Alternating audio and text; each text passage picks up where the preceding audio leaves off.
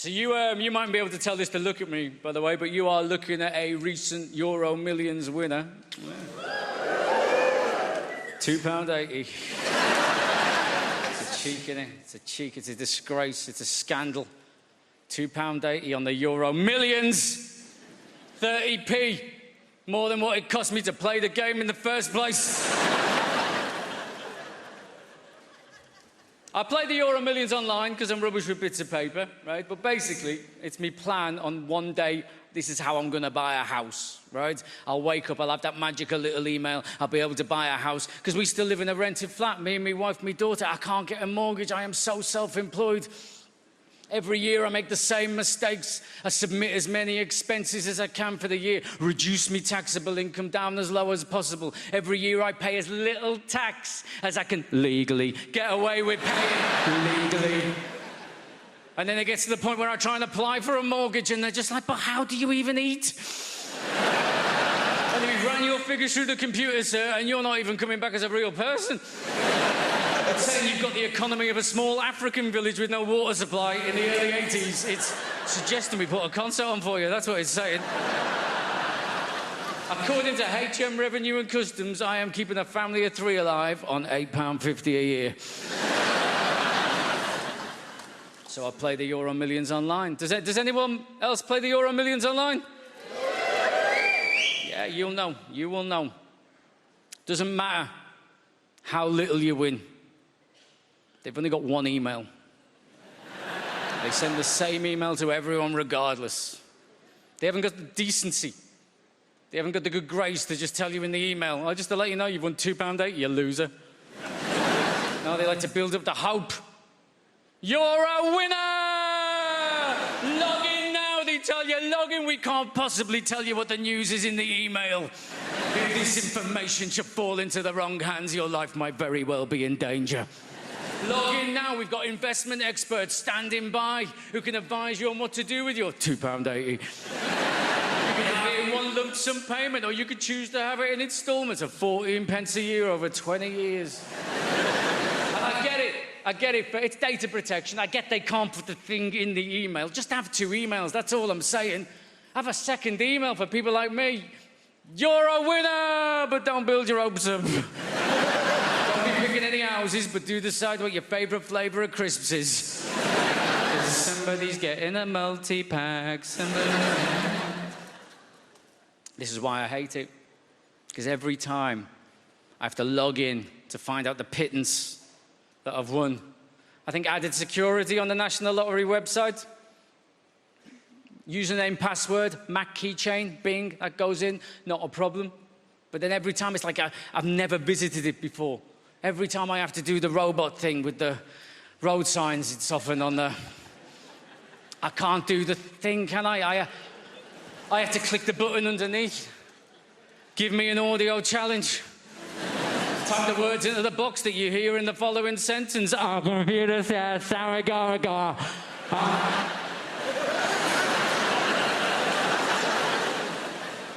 Let's give them road signs a go. I'll take me chances. Our computer says, sorry, go. It's like they've hired stroke victims to read foreign words.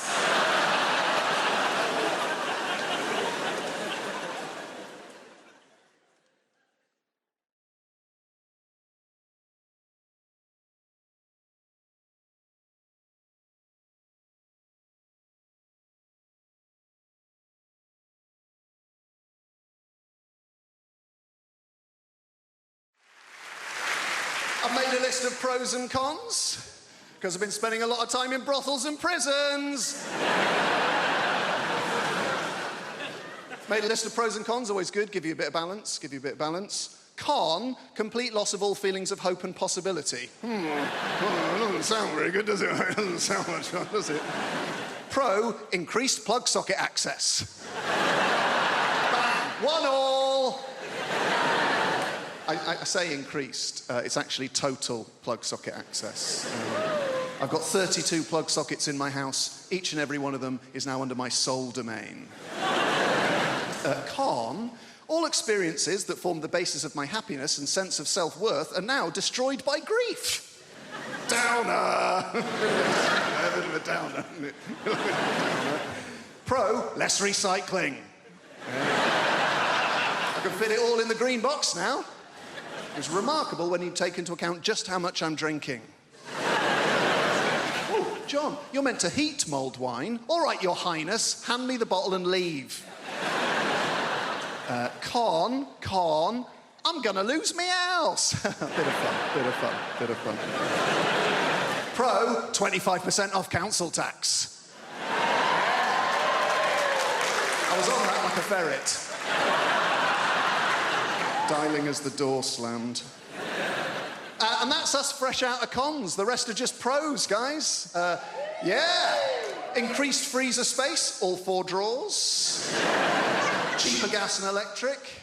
Reduced wear and tear on fixtures and fittings. And when I say reduced, I don't mean by half, because I was only ever responsible for about 10% of scuffs and spills. So we're looking at a net reduction of 90% in real terms.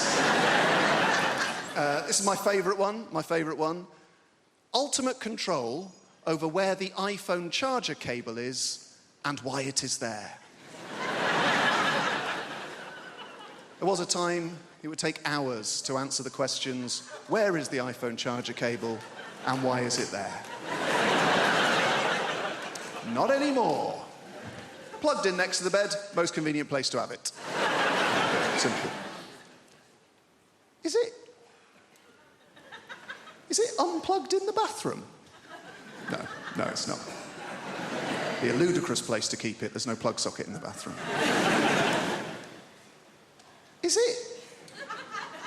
Is it in the front pocket of a rucksack you no longer use? That'll be the last place you look. That'll be very frustrating. Is it plugged in on a train we have alighted from? No. It's plugged in next to the bed because that's the most convenient place to have it.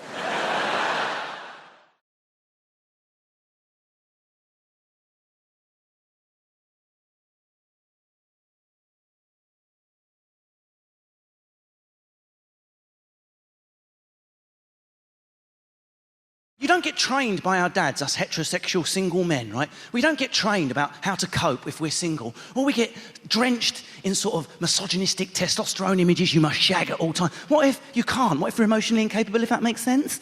Right? I am straight. Sometimes I look at myself and go, WTF, but totes am. So... Random. Why is he being so random? I love it. Say badger. Badger. Oh my God, he's so groundbreaking. Every girl in this room, whether you were brought up by your mum, your nan or aunt, you had a female figure that always sat you down and went, babe, mum, I'm an adult now, I don't need to talk, I don't care. I want you to have fun tonight, but listen, if at any point you change your mind, you call me, I will come out and get you in the Nissan Micra. I will come, mum, you're in back, I don't care, get a taxi, I will pay for it, I'll be in the cupboard, I'll be watching, checking you're safe. Be honest, how many guys, especially if you're from my background, white, working class, shaven-headed, racist, cockney dad. My dad's got not 1, not 2, but 3 ripples of meat between head and neck, yeah? An Essex triple ripple. Want me to carry a breeze block? Stick in my triple ripple, no problem. It's unthinkable that if by some miracle I'd pulled a girl when I was 16, my dad had sat me down and gone, now, I do want you to have fun tonight, son, but do not feel any pressure whatsoever to do anything sexual, yeah? Even though your virginity shames me on a daily basis, right? And down the pub, they call me Dave, the dad of the gayer. Don't feel any pressure.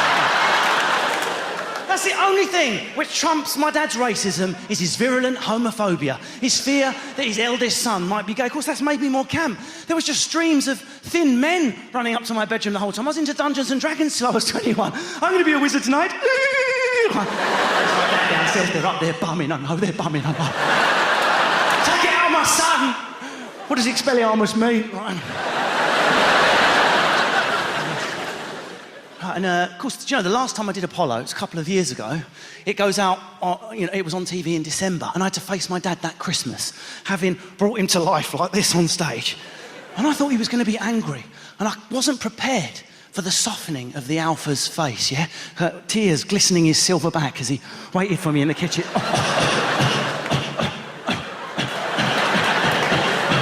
to chuck a poo to show he was dominant. This is what really happened. It was almost touching, Apollo, almost touching, right? You know what these dads are like? They suddenly show emotions once every 8 Christmases. They have too many Stellas and they do the wobble like that. The eyes go, you're my boy, I'll never tell you I love you. Do you know what I mean? Where's this coming from? Right? My dad had never said it. And he's got the 5 Stella wobble, the Christmas hat. He went, come here. And he gets the programme name wrong all the time. I saw you on that live from the Apollo, yeah? Just to wind me up, right? Right? Why'd you make it out? 3-syllable Essex out. Why'd you make out? Why'd you make out? Right? Why'd you make out? I'm not a loving father. I'm like, where is this coming from? This is quite late in my childhood for this type of closure, and us men, we have to pretend we don't want it, but you do want to hear it. If you're 50 and your dad's 70, you'll cry like a bitch if he uses the L word. Right? Why'd you make out? I'm not a loving father. And I leant in for what I thought was going to be my closure. Do you know what came out of his mouth as his masculinity kicked back in? Why'd you make out? I'm not a loving father. Why, Dad? Yeah, I never bloody hit ya. That was it. That's the total skills it takes to be father of the year. Just don't beat your offspring in the face. That's all. I've not smashed my son's head in. Here comes Scylla with an award. Right? But he backed it up. It got better. Do you know why? Do you know why I never hit you? Do you know why? And I leant in. Why, Dad? I could have almost said, Daddy. I'd regressed so much at this point. You know what it's like? You're 8. If you've got a dad like mine, you're 8 when he looks at you. You'll always be 8 until he dies. Why? Do you know why I never hit your boy? Why, Dad? And this is what came out of his mouth, and I was waiting for the love again. It's because if I'd started, I wouldn't have effing stopped. Murder! That's murder!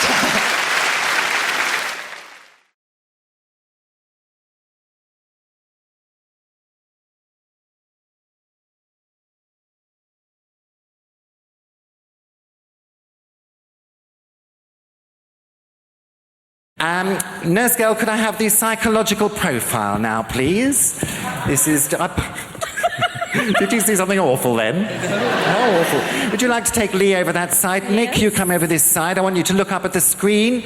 I'm going to show you 3 images, and I'd like you to tell me which one you'd rather spend the evening with. Excuse me, Mr. Jelly. Would you rather spend the evening with number 1,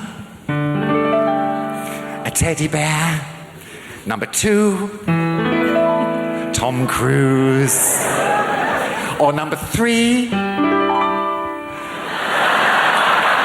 a large courgette? Which one are you going to go for? I'll go with teddy bear. You're going for the teddy bear. You're going to play safe. Let your arms hang loosely by the side. That's right. Going over here now to the Navy, where the food is obviously a lot nicer. Excuse me, Dale. Similar arrangement for you, Lee. Would you rather spend the evening with number 1, a hot water bottle, number 2, Jude Law, no stains on the upholstery, please, or number 3, a large sprig of purple-headed broccoli? What's it to be? The purple head wins all the time. It does? Excellent. Would you like to now join me back in the middle? Lee and Nick, come over here. Some straightforward questions now, just to find out a bit more about you. What's your favourite aftershave? I don't wear aftershave. You don't? Deodorant? Sure.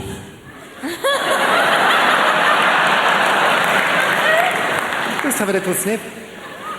Oh, you do smell quite fresh, Gail. Would you like to? No, nothing musty there at all. What's your favourite aftershave, Lee? It's brute for me, Julian. Is it brute? Any on this evening?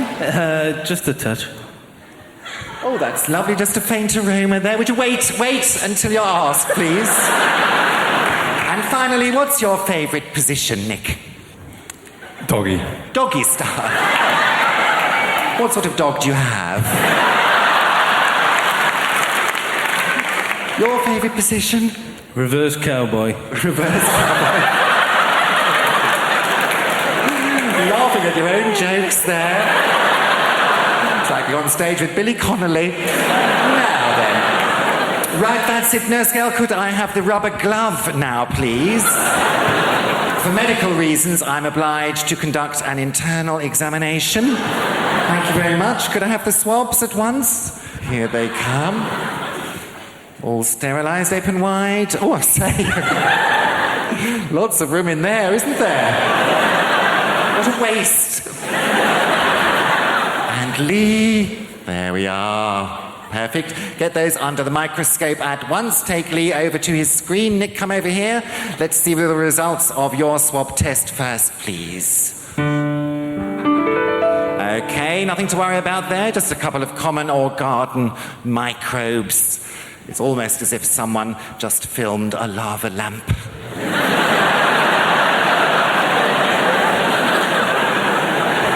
Now, the sailors' results, please.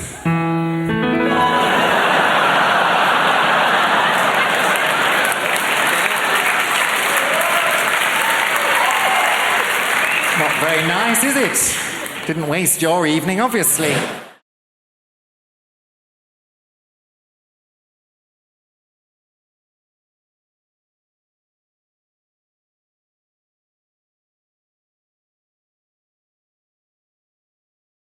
As much as you want to save animals, I'm pretty sure you're not going to do it by buying cosmetics. Pretty sure you can't walk into the body shop and buy some burdock root peppermint oil foot scrub, and some little badger somewhere in Scotland is going to go, wow, I feel a whole lot better about my life right now. Somebody's buying that burdock root peppermint oil foot scrub. I don't see the point in testing cosmetics on rabbits anyway, because they're already cute.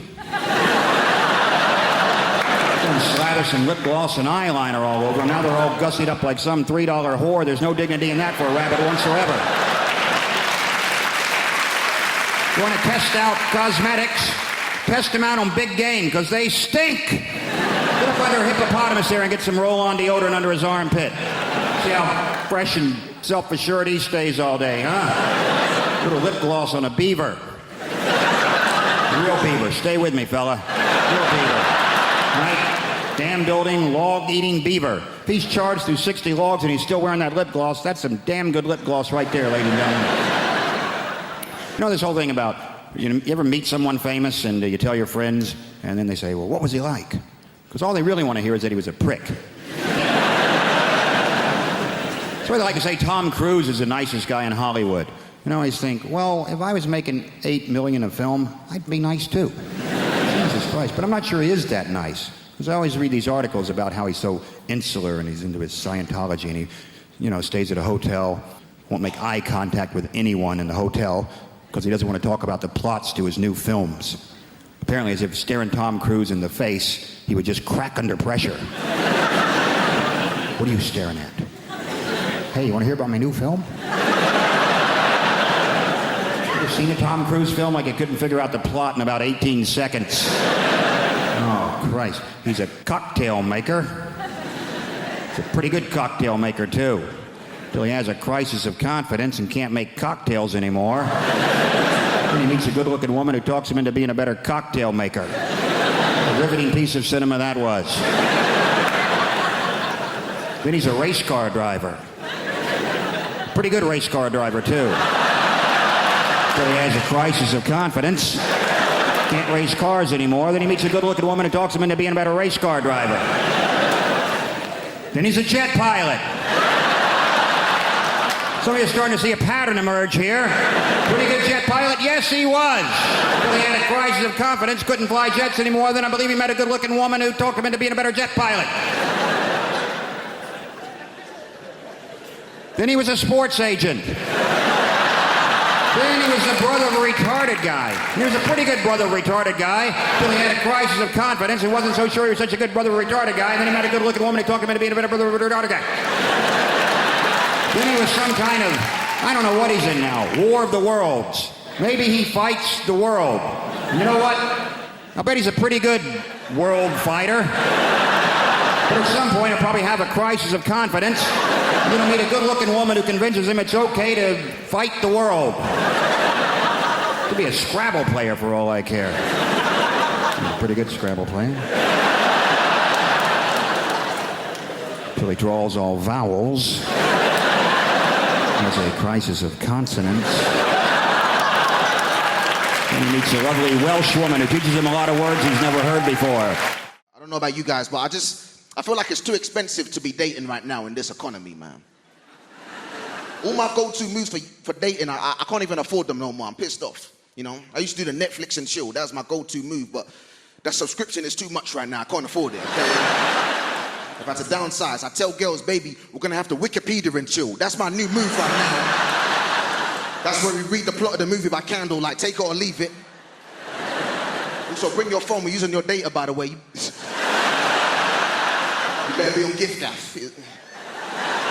As you go, you gotta go. Those are the rules, you know. There's consequences to that, though. I had a girl break up with me just because I didn't have money, and she got a new boyfriend. He's a nice guy, I know, because I stalk him online sometimes. He's a really nice man. Treats my girl really well, he really does. He buys her expensive handbags and things like that, and that's when I realized I can't compete, man. I can't compete with that. I never even bought this girl a bag for life, not one time. That's I'll be in Tesco like, baby, you better put that cheese in your pocket. We're not spending that 50p right there. These gold diggers want my plastic bags. They can't have them. That's my bag right there. I'm not a big fan of social media, man. I'm really not. Because I feel like with social media, when you break up with somebody, you can see what they're up to online. I don't like that. I prefer in the past where you broke up with somebody, you could just lie to yourself and pretend that they were still unhappy. That was a good era. I like that. You just be lying to yourself. You be like, man, she probably missing me all the time. She probably sad, you know. Now you just go on her Instagram and you're like, oh no, she 100% made the right decision. Good for her, man. I haven't seen her smile like this in years. In fact, she's thriving. She got 3 bags for life in one photo. She leveled up for real, bet. Congratulations to you, baby, you know. Do you know, when it comes to dating, I feel like the most important thing is finding somebody that you're compatible with, someone you have that connection with. For example, I used to date this girl, me and her got on really well, but there was a problem, and that was she liked dogs, right? Don't get me wrong, I like dogs too, but she liked dogs too much, you know? She liked dogs too much. She used to kiss her dog. That was weird, you know? I don't even know what was weirder. Was it the fact that she would kiss her dog, or the fact that when she did, the dog would make eye contact with me the whole time? That's a weird power play. I said, this dog is an alpha. I don't feel safe in this relationship. This is a toxic masculinity dog right here. I gotta go. I caught that dog listening to Andrew Tate. I said, I'm out of here. I can't do this no more. I've been reading up about that. That's the new thing, toxic masculinity, man. You know, I keep hearing women say men are trash. You know, I don't think anybody's asking the important questions. Are they recyclable? I feel like that's the kind of stuff we gotta ask. Can we make this toxicity carbon neutral? Maybe, I don't know, you know. I like to think I'm a good guy, but even as a good guy, I make small mistakes sometimes, innocent mistakes. You ever been in that situation as a man, a really awkward situation? You're walking home late at night and there's a woman in front of you and it's dark and there's a lot of tension in the air. You can feel the tension, right? Obviously, I can understand why the woman's feeling tense, but I'm feeling tense too, okay? I'm a good guy, I just want that woman to relax. We both go about our day. But apparently, it makes it worse in that situation if you shout out, I'm not gonna hurt you. Like, that makes the situation more tense. Sometimes they run faster when you do that. Don't do that, guys. Don't jump out of a bush and do that. Women don't like that, okay? One time I was walking behind this woman late at night. I know it sounds like there's a pattern emerging. I'm not doing this on purpose. I just both got the night bus at the same time. It's unfortunate, you know. But I'm walking behind this woman. I was like, I don't want to make the same mistake from last time, shout something out, do something dumb. So I thought it'd be a good idea if I did something non-verbal to help put the woman at ease, okay? I thought it'd be a good idea if I started whistling at night because I thought that would make the atmosphere more jovial. No, it doesn't. Makes it way creepier to my surprise, actually.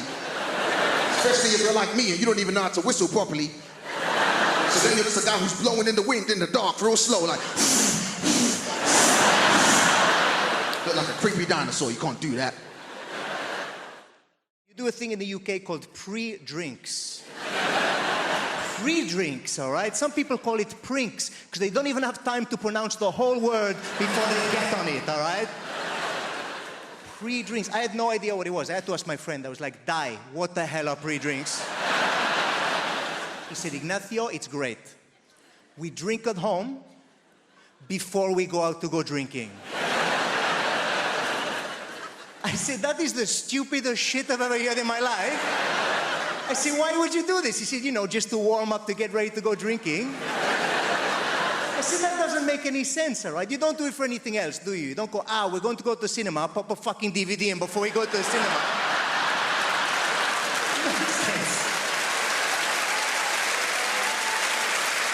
Just fire up the old Netflix and do shots of popcorn. Is it made before we go down to the cinema? craziness. Everything revolves around booze, okay? People in this country start drinking around about 13, 14 years of age. Does that feel about right? 13, 14. Some of you, depending on where you're from, younger, some of you older, all right? I get that. But I came over, I visited as a teenager, and I found out the way it works, all right? I was trying to fit in, and they were like, right, what we're gonna do, we're gonna go down drinking in the park, all right? We're gonna go drinking in the park as teenagers, all right? I was like, right. They go, right, we're gonna steal booze from our parents, and we're gonna go down the park, all right? I was like, okay, no problem. So I showed up to the park, all right? Feeling like Jason Bourne or something in my backpack, and I think, pull out the stuff, all right? What's in there? They were like, what the hell is Rioja?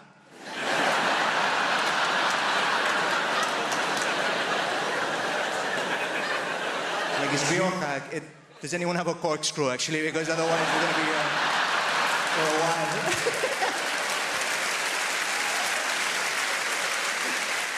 The thing is, like, kids do that, and if they can't steal the booze from their parents, what they do is they'll stand by an off license, all right? And they will wait for somebody to walk past who looks just dodgy enough, but not too dodgy, so they can offer them money and go, hey, can you go in the shop for me and pick me up some beer, some vodka, whatever, we can go down drink in the park, and that person will go get the cash, and then you go there, you get shit-faced as teenagers, it bonds you, okay? It brings you together.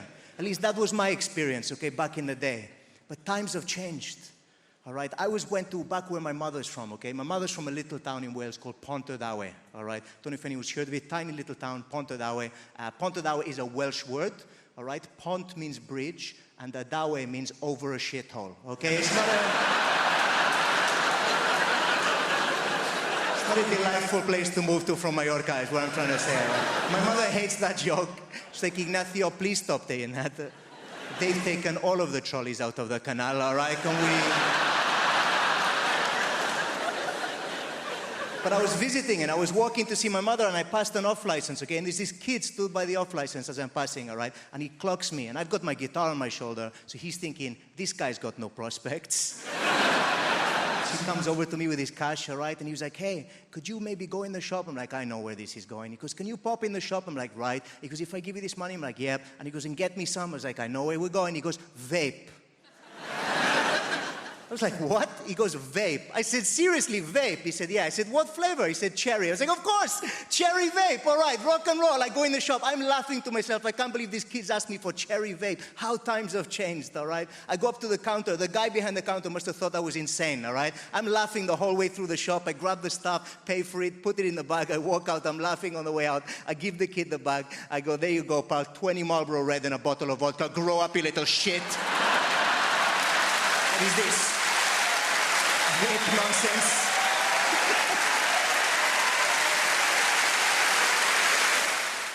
All of the parenting stresses me out. All of it. Like right from the beginning, when you're pregnant, you've got to think of a name for your kid. You're like, right, we're going to have to name it. That's tradition. Going to have to give it a name. And it's hard to think of a name for a kid because that's their name. That's going to be their name all their life if it pans out. And I'm an indecisive person. I struggle to think of passwords for websites, and you get help for that, don't you? Like, oh, no, weak.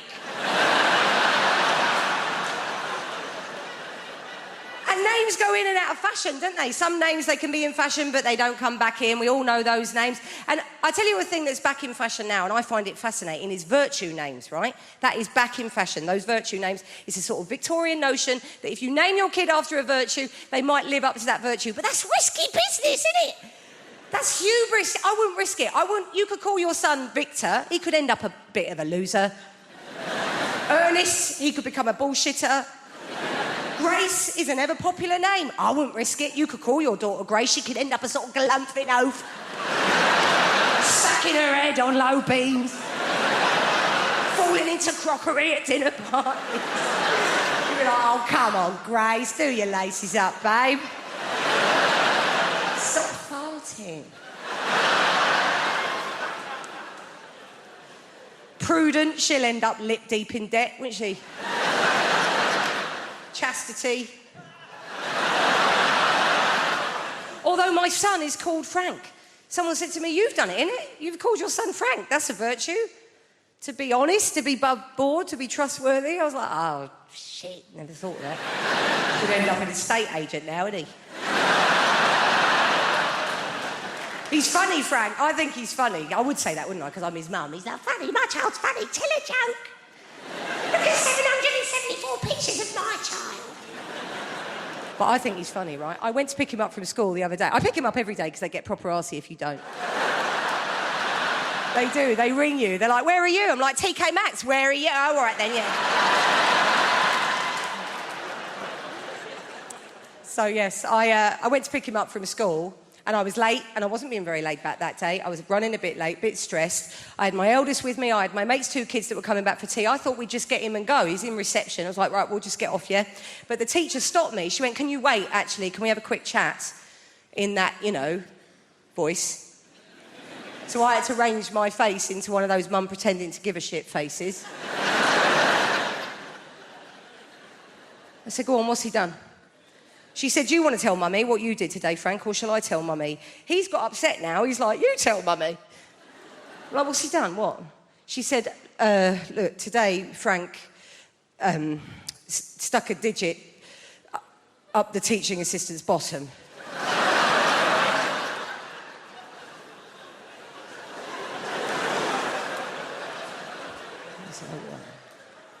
That's not ideal, is it?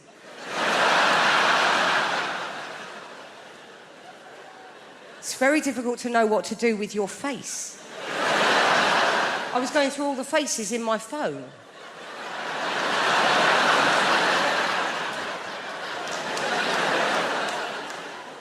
She said, we've talked about bodies, haven't we, Frank? And areas of bodies that we respect. I thought now would be a really bad time to go, this is awful. I mean, this is a finger up the TA's... I mean, this is now they're teaching numeracy in primary education now. It's not like, oh, if Frank's got one finger up the TA's arse, how many fingers are still on the outside? I'm freaking out.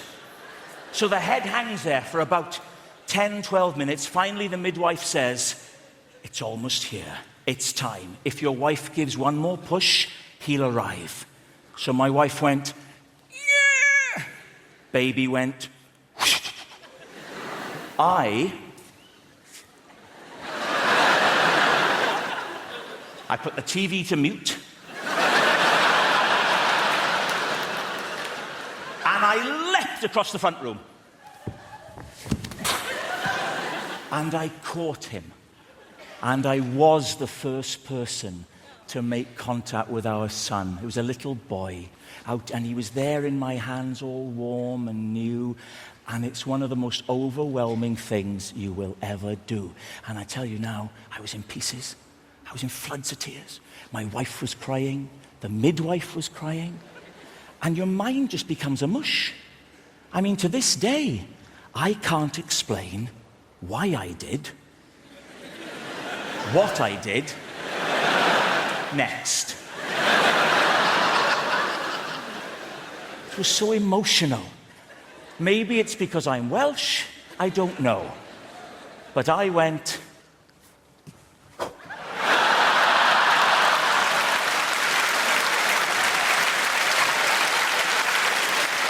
Well, thank God we hadn't cut the cord. He shot back.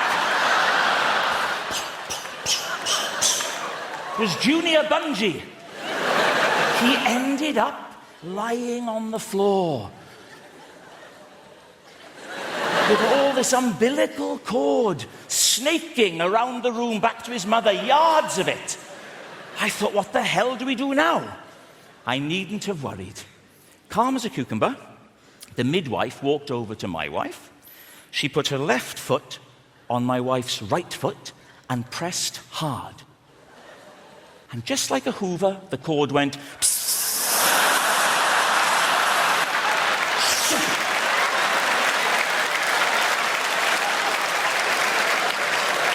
that's why we called him Henry.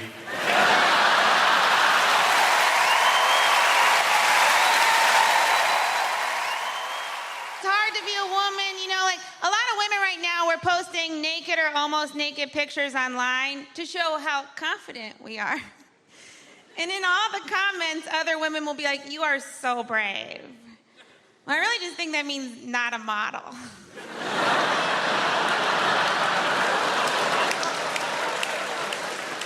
it's not brave. There's no soldier looking what a brave lady. You know, a man posts a naked picture, he just loses custody of his kids. And if showing your weird body's brave, then the guy that masturbated in front of me on the subway is very brave. Because he had a real weird body. And he was making weird faces. He might be the bravest man I know.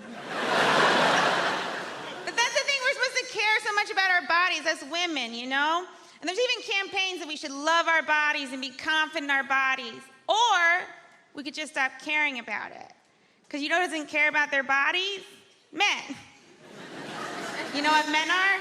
Successful. Men are presidents, men are CEOs. You've never heard a CEO go, I want to get profits up and keep costs down and love me for me. 3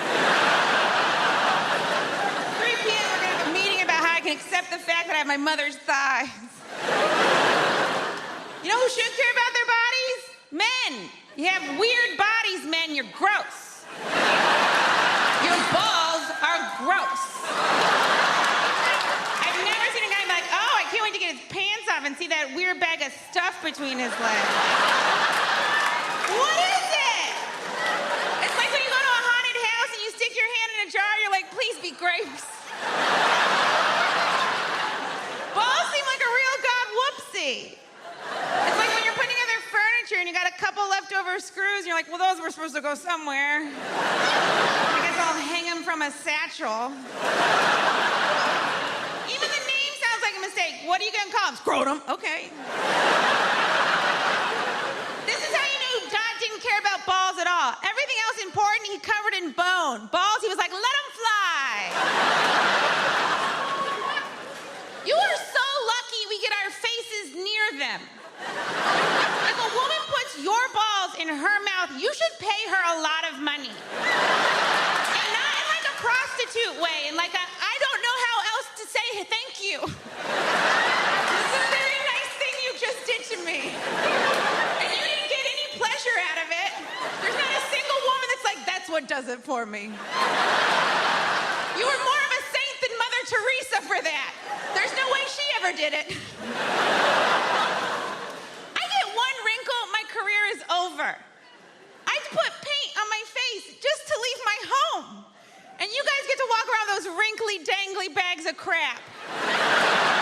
You should have to put makeup on them. Or at the very least, googly eyes. I don't know if it'd be better or worse, it'd be fun. He's happy, he's sad. He lost his boner.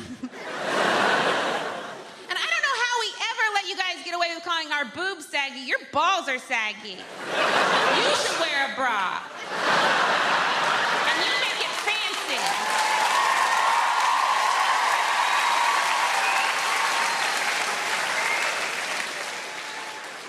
All those women clapping, they meant yours.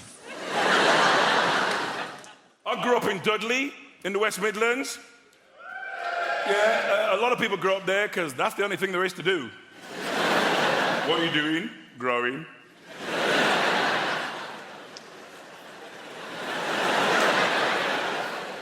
In the 50s, my parents emigrated from Jamaica to Dudley. Yeah, Nancy, I'm going to say that again just for you. They emigrated from Jamaica to Dudley. Why?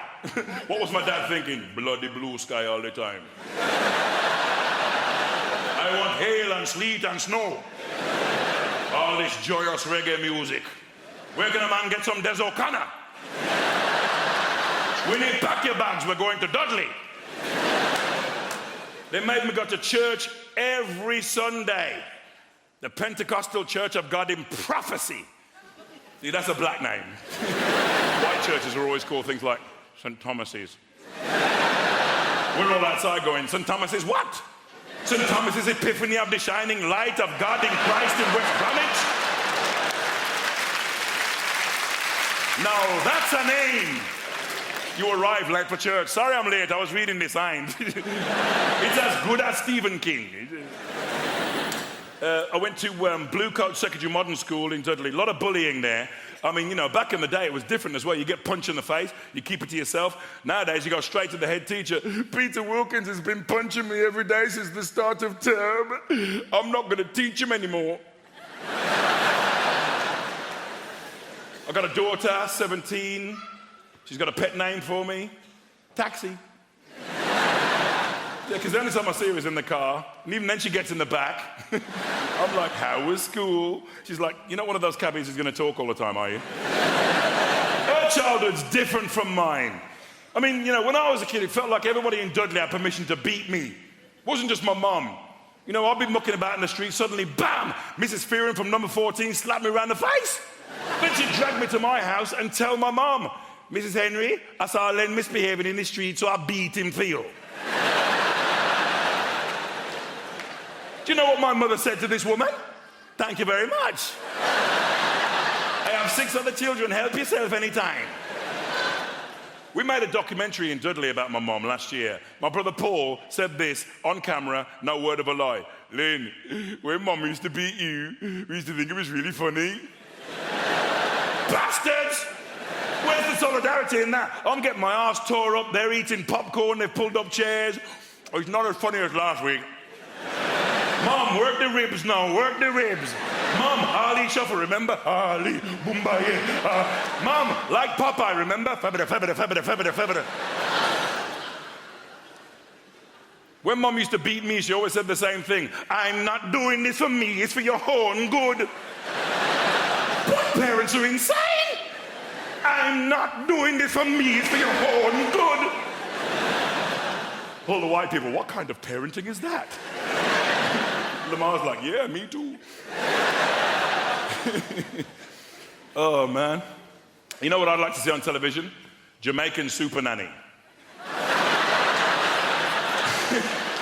Beat him if it's been bad, beat him if it's been good. Beat him to show how much you love him. Beat him till your arms hurt so much. You have to beat him for making your arms hurt so much. She wouldn't mess about, would she? All right, no. This is what I call the naughty cheer. What's that for? You pick it up and you beat him with it. I'm not doing this for me, it's for your own rotting good. I grew up loving trains, right? But there's one thing about the trains, other than the fact that I want them to run on time, that I really need them to change, right? And it's this announcement that goes, see it, say it, sorted. Have you heard this? Now, for those that haven't, see it, say it, sorted is an announcement on trains, which basically means if you see something suspicious, call the British Transport Police. But we all know what they really mean by suspicious. If you see a brown bloke with a rucksack, give us a fucking call. Now, I've never liked See It, Say It, Sorted, because for a start, it just raises fear and suspicion constantly. Second, it doesn't get to the heart of the issue, what they really want us to do, which is racial profiling. And third and most importantly, See It, Say It, Sorted doesn't bloody rhyme. Now, this upset me. I said, right, I've got to come up with some alternative options to reflect the reality of the situation and make it a bit more linguistically appealing, right? So I've come up with 2 options to replace See It, Say It, Sorted. By way of cheer, you can tell me which one you prefer, okay? So option number 1 to replace See It, Say It, Sorted. Seen a muso? If so, let us know. Average? Okay. Option number 2. Don't be wacky, reporter.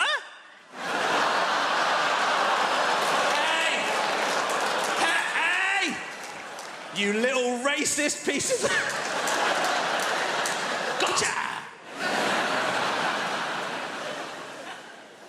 I'm in my late 30s at the moment, and a lot of my friends are already kind of parents of toddlers. Do we have any parents of toddlers in at the moment? Give me a cheer. Yeah, you are the worst human beings on the planet. I hate each and every single one of you, right?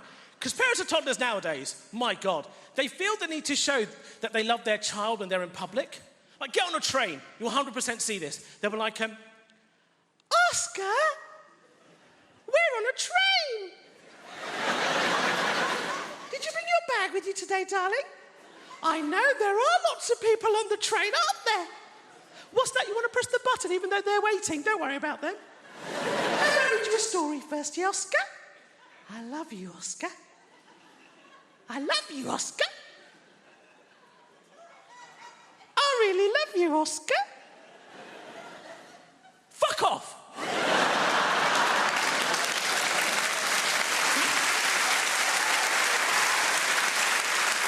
I understand and assume that you love your child.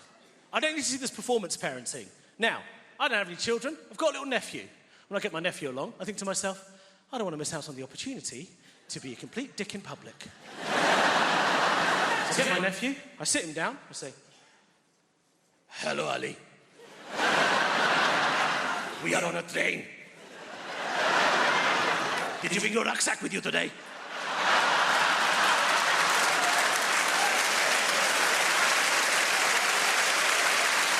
I know, there are lots of people on the train.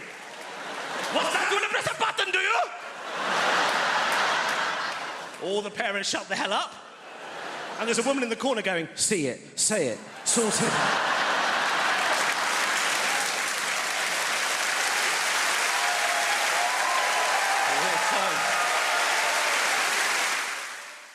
I've got the memory of an elephant. I remember one time I went to the zoo and saw an elephant.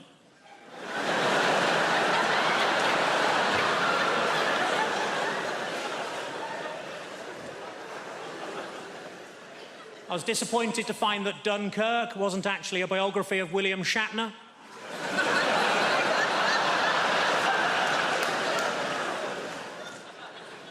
I accidentally kicked my dog early and it bit me on the bollocks. My mate said it's karma. I said, no, if anything, it's even more angry.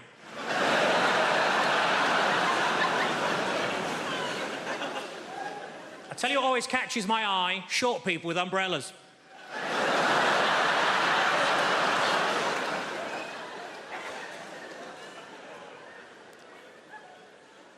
I put on a lot of weight, so I rang up Weight Watchers. I said, it's an emergency, can you send somebody round? And they said, yes, we can, we got loads of them.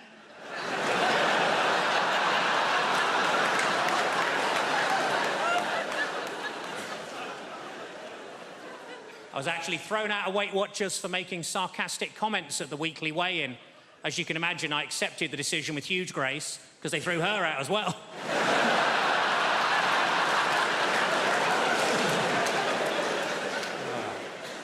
I was watching TV, the announcer said there's a documentary about the clitoris on the red button, but I couldn't find it.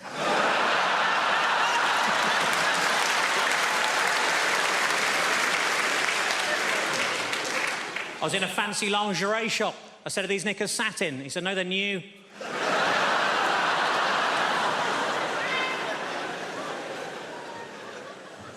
I didn't know what to get my little niece for Christmas, so I asked my sister what she's into. Apparently, at the moment, she's mad about frozen stuff, so I got her some oven chips and peas. It's been a tough week. I got myself a memory foam mattress, and now it's trying to blackmail me.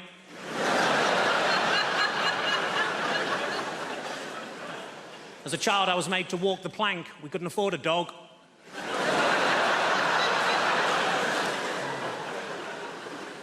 I went on a positive thinking course. It was shit.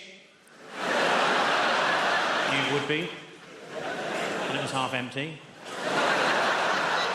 The area in a Nando's between the front and back door is called the peri-perineum.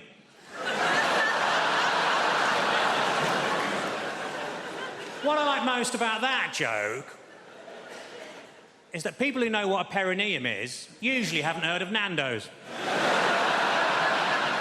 Ironically, there's only a very small overlap between the two. The doctor told me to lose some weight. I said, how? He said, don't eat anything fatty. I said, what, pies, chips, that sort of thing? He said, no, just don't eat anything fatty.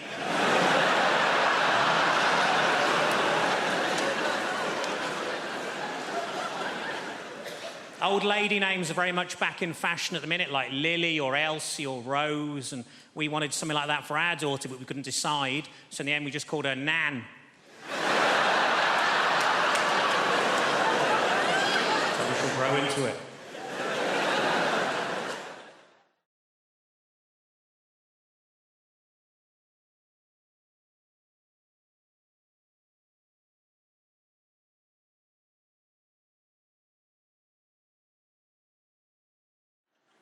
I was on holiday recently. I was on an all-inclusive. We all love an all-inclusive holiday, don't we? Oh, aye. Chips and gateau for breakfast. Yes.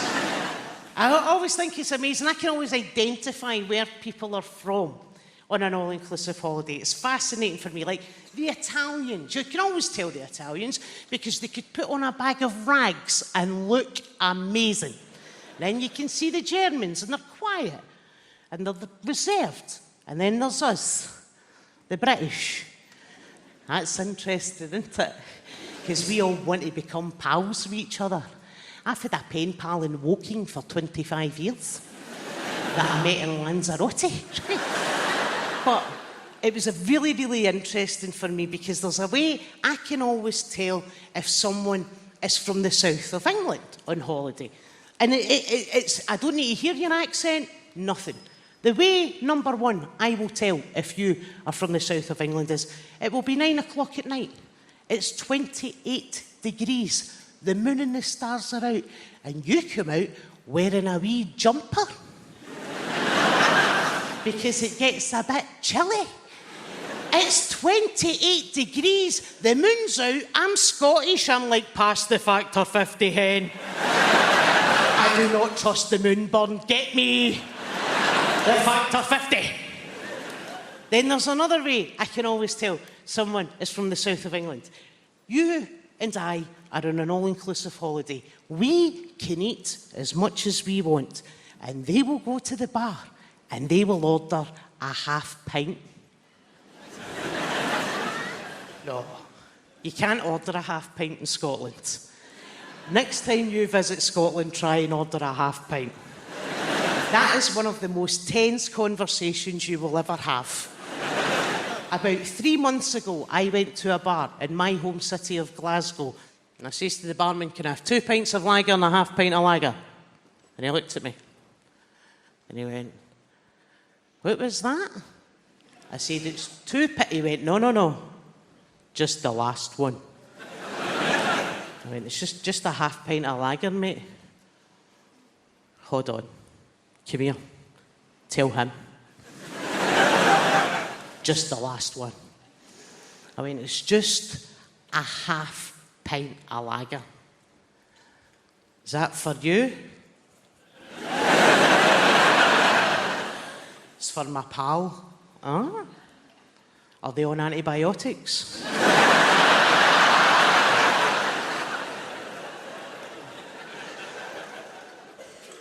Are they pregnant?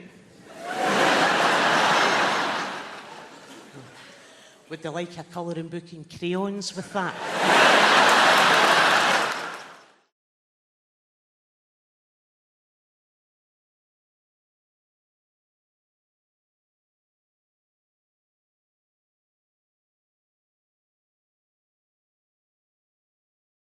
So I'm a single mum, right? And whatever people say, it is different than being a single dad. Because women see single dads and go, oh, he's so good with his kids. Isn't he coping wonderfully? Oh, he's so good with his children. I must have sex with him now.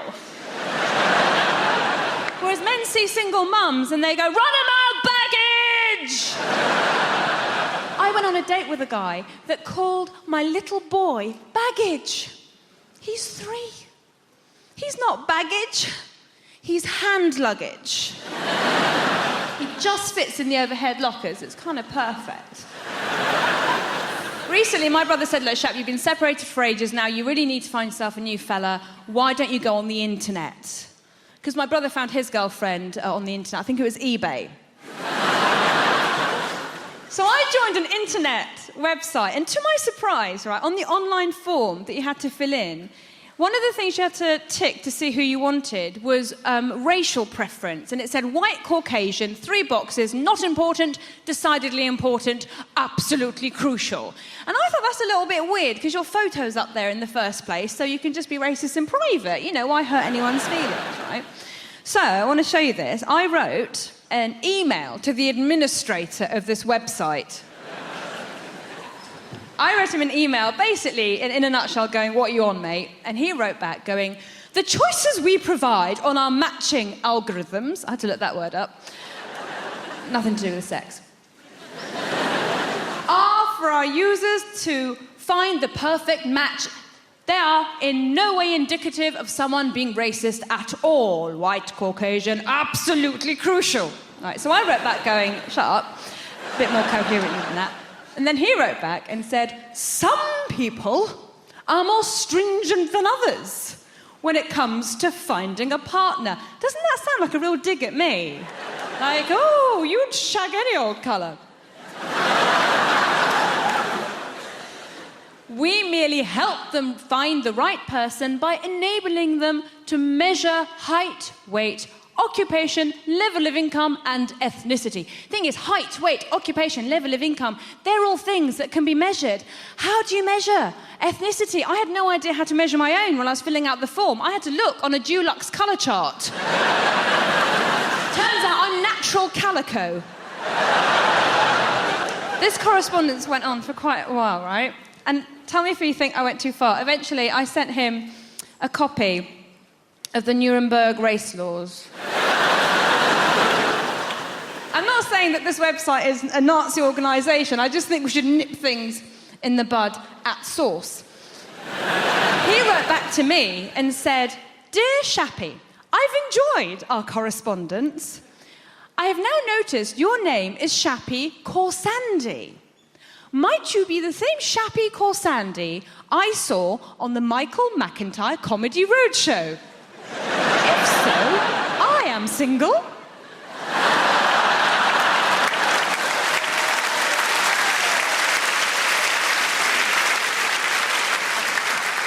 I wondered if you'd like to go for a coffee. Listen to this. Won't this be a funny story to tell our kids? Smiley face. I wrote back. I said, "Thank you so much for your email. I'm very flattered. However, I've noticed your name is James Chowdhury. Little bit too brown for me."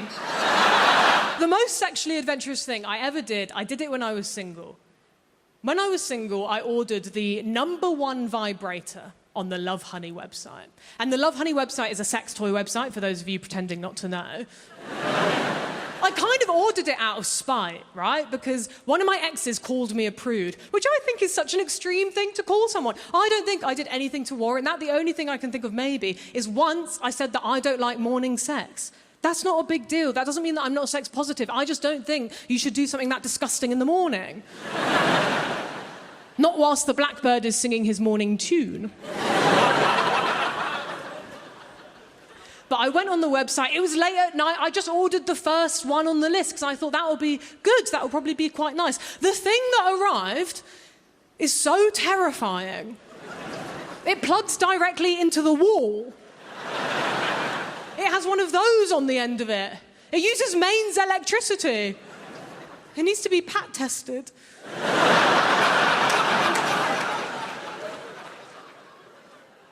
I just find that so threatening, because I think what that's basically saying is, what I'm about to do to you couldn't possibly be done with a battery. I'm going to need that same stuff that powers your fridge. It's huge. It's bigger than this. It looks like a piece of farming equipment from the Industrial Revolution. But it's called a wand. There is nothing magical about it. I've never seen this type of vibrator before. All the vibrators that I've seen advertised online are very small and portable, and they're not making big claims. They're just happy to live in your bedside drawer, and they'll be there like, "Okay, girl, I'm here if you need me." Like, if you and your partner get like super, super drunk one night, maybe you could experiment with me for a little bit. Honestly, I might not do anything, but I might speed things along for you a little bit. Either way, no worries if not. Whereas my vibrator is just next to the bed like, "Do you want to meet God?" Not really. It doesn't even fit in the bedside drawer. It's just curled up on the floor like a python. And after it arrived, I was like, is this the right thing? Because I checked on the website, because I thought maybe it got mixed up with like an order meant for Guantanamo Bay. It was the right thing. Not only that, I read the description for the first time. It said in the description, "This is the world's most powerful vibrator." I don't think I need that. I need absolute max, a whisper on the wind. The world's most powerful vibrator. You shouldn't be able to buy that without a license. Underneath as well, it said, "The vibrator will turn off automatically after 20 minutes for your safety." 21 minutes and there's a danger of death. I don't even want to share. It cost £90. So I felt like I had to try it because I spent so much money. And I don't even have a plug next to my bed. I had to get the extension cable. That felt desperate. I turned it onto the lowest setting. It had 8 settings. I turned it onto setting 1. It was so loud. I was like, there's nothing private about this experience. The neighbours are going to think I'm having a new kitchen put in. At midnight, they're going to call the council. Well, no, they're not calling anyone. They don't have any power right now. I tried it just for like 1, maybe 2 seconds, and I was like, I can smell burning. I can't use this thing. It's going to sand me down. It's going to erode. I'm going to be flat over. There'll be nothing left like Barbie. But it had 8 settings. I thought, I have to see what setting 8 does. Not on myself. I know my limits. I just turned it up to setting 8 in the sky. Fuck me. I was like, I'm going to rip a hole in the space-time continuum. American consumerism is based on just taking out late-night ads and pretending that you're mentally deficient. Just screaming at the top of your voice. Come on down to Wally's World of Mortgages. That's right, we've got mortgages. I'm crazy. The boss left with the keys. I'm by the safe. I don't even work here. We're going to give you a mortgage. Even if you never heard of the word mortgage, come on down here, we're going to give you one. Can't pay us back, won't pay us back, we don't give a shit. Even if you're a trailer park crack whore popping babies out of your womb like self-rising biscuits, come on down here now, you're a homeowner. People let's go take advantage of that guy. He seems nuts. It's the Ab Crunch Spectacular, whole infomercial devoted to the biggest piece of shit ever perpetrated on the public. It's the Ab Crunch Spectacular. You can have a washboard stomach in 12. Who needs a washboard stomach? Gonna play hillbilly bluegrass music right off your stomach? It's shit! Hi, I'm Chuck Norris. I used to pummel vaguely Middle Eastern-looking guys for a living. Now I'm selling this piece of shit Velcro nailed to an old ski. Flip it over, it's a canoe. Turn it inside out, it's a lady's evening dress. It's shit! You can have it by tomorrow. Of course you can, because it's a big piece of shit. That's what we do in America. We make lots of crap, but we deliver it really, really fast. Good things come to those who wait, but shit pretty much shows up right away, doesn't it? Pick up the phone. I like the Ab Crunch, bing bong. That was fast. Wacka, wacka, wacka, wacka. I'd love to tell you things are better in America, ladies and gentlemen, but, you know, I don't really know. It's, we have a fantastic president, but most Americans just want to see his birth certificate. Show us your birth certificate, Obama. Because, you know, I know there was I watched the elections here, and I kind of watched them. I kept an eye on them. I didn't get the full brunt of it. Basically, I left the country for a while. Gordon Brown was in charge. I came back. Now, apparently, the country's being led by 2 gay antiques dealers. I don't know how that happened. But at least they're getting along. As Americans, let me explain it to you. There's 2 parties in America. You probably know this. There's Republicans and Democrats. The Republicans are called the red states. Democrats are the blue states. The blue states are generally either on the West Coast or on the Atlantic seaboard. So basically, Democrat is anyone who's seen water. So if you go to America, find a Republican and take him to the beach. And even the Republicans hate each other now. So they have a splinter group called the Teabaggers, the Tea Party, Teabaggers, whose leader, of course, is Sarah Palin, future presidential candidate, who spent 2 years governing 8,000 square miles of snow and would occasionally nip out at lunch to blow the head off a moose from 300 yards away. That's presidential material. Another woman who's moved to the forefront, running for a senator from Delaware, named Christine O'Donnell, who's running on a platform of anti-masturbation. She actually wants to make masturbation illegal. I give that law 6 minutes.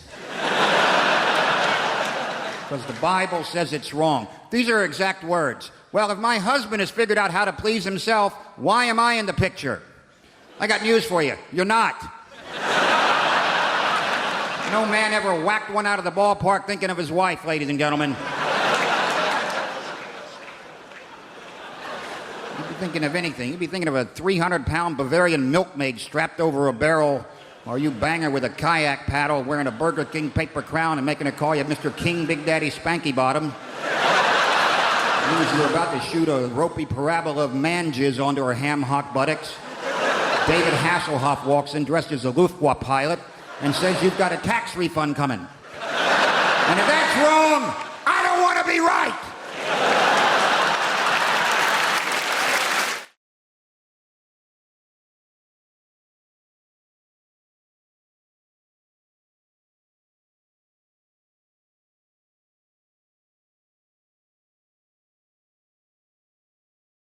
As much as you want to save animals, I'm pretty sure you're not going to do it by buying cosmetics. Pretty sure you can't walk into the body shop and buy some burdock root peppermint oil foot scrub. And some little badger somewhere in Scotland is going to go, wow, I feel a whole lot better about my life right now. Somebody's buying that burdock root peppermint oil foot scrub. I don't see the point in testing cosmetics on rabbits anyway, because they're already cute. Slather some lip gloss and eyeliner all over. Now they're all gussied up like some $3 whore. There's no dignity in that for a rabbit whatsoever. You want to test out cosmetics? Test them out on big game, because they stink. Get up under a hippopotamus there and get some roll-on deodorant under his armpit. See how fresh and self-assured he stays all day, huh? Little lip gloss on a beaver. Real beaver. Stay with me, fella. Real beaver. Right? Dam-building, log-eating beaver. If he's charged through 60 logs and he's still wearing that lip gloss, that's some damn good lip gloss right there, ladies and gentlemen. You know this whole thing about, you ever meet someone famous and you tell your friends, and then they say, well, what was he like? Because all they really want to hear is that he was a prick. That's why they like to say Tom Cruise is the nicest guy in Hollywood. And I always think, well, if I was making $8 million a film, I'd be nice too. Jesus Christ. But I'm not sure he is that nice. Because I always read these articles about how he's so insular and he's into his Scientology and he, stays at a hotel, won't make eye contact with anyone in the hotel because he doesn't want to talk about the plots to his new films.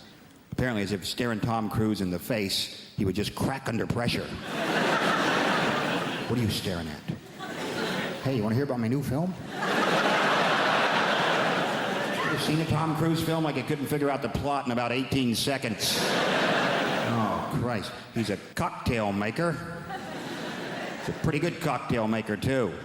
Till he has a crisis of confidence and can't make cocktails anymore. Then he meets a good-looking woman who talks him into being a better cocktail maker. A riveting piece of cinema that was.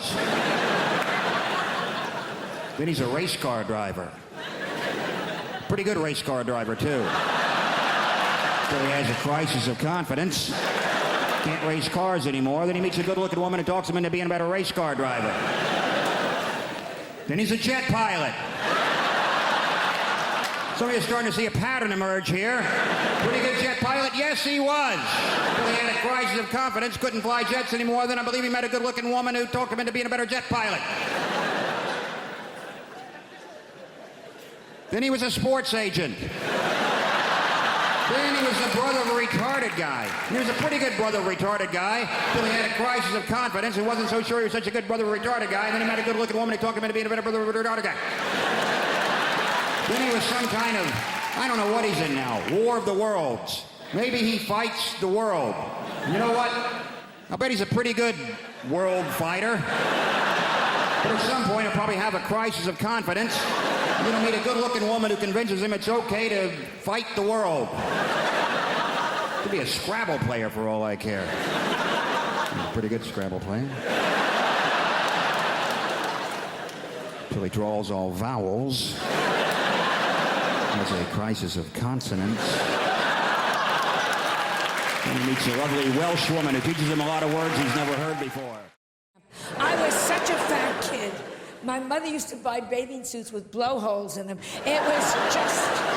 But my parents... I don't want to go into my childhood here because it's wrong. My parents hated me, okay? We're all going to hear the story, aren't we? My parents hated me too. My parents... All I ever heard growing up is, why can't you be like your cousin Sheila? Why can't you be like your cousin Sheila? Sheila had died at birth. They just...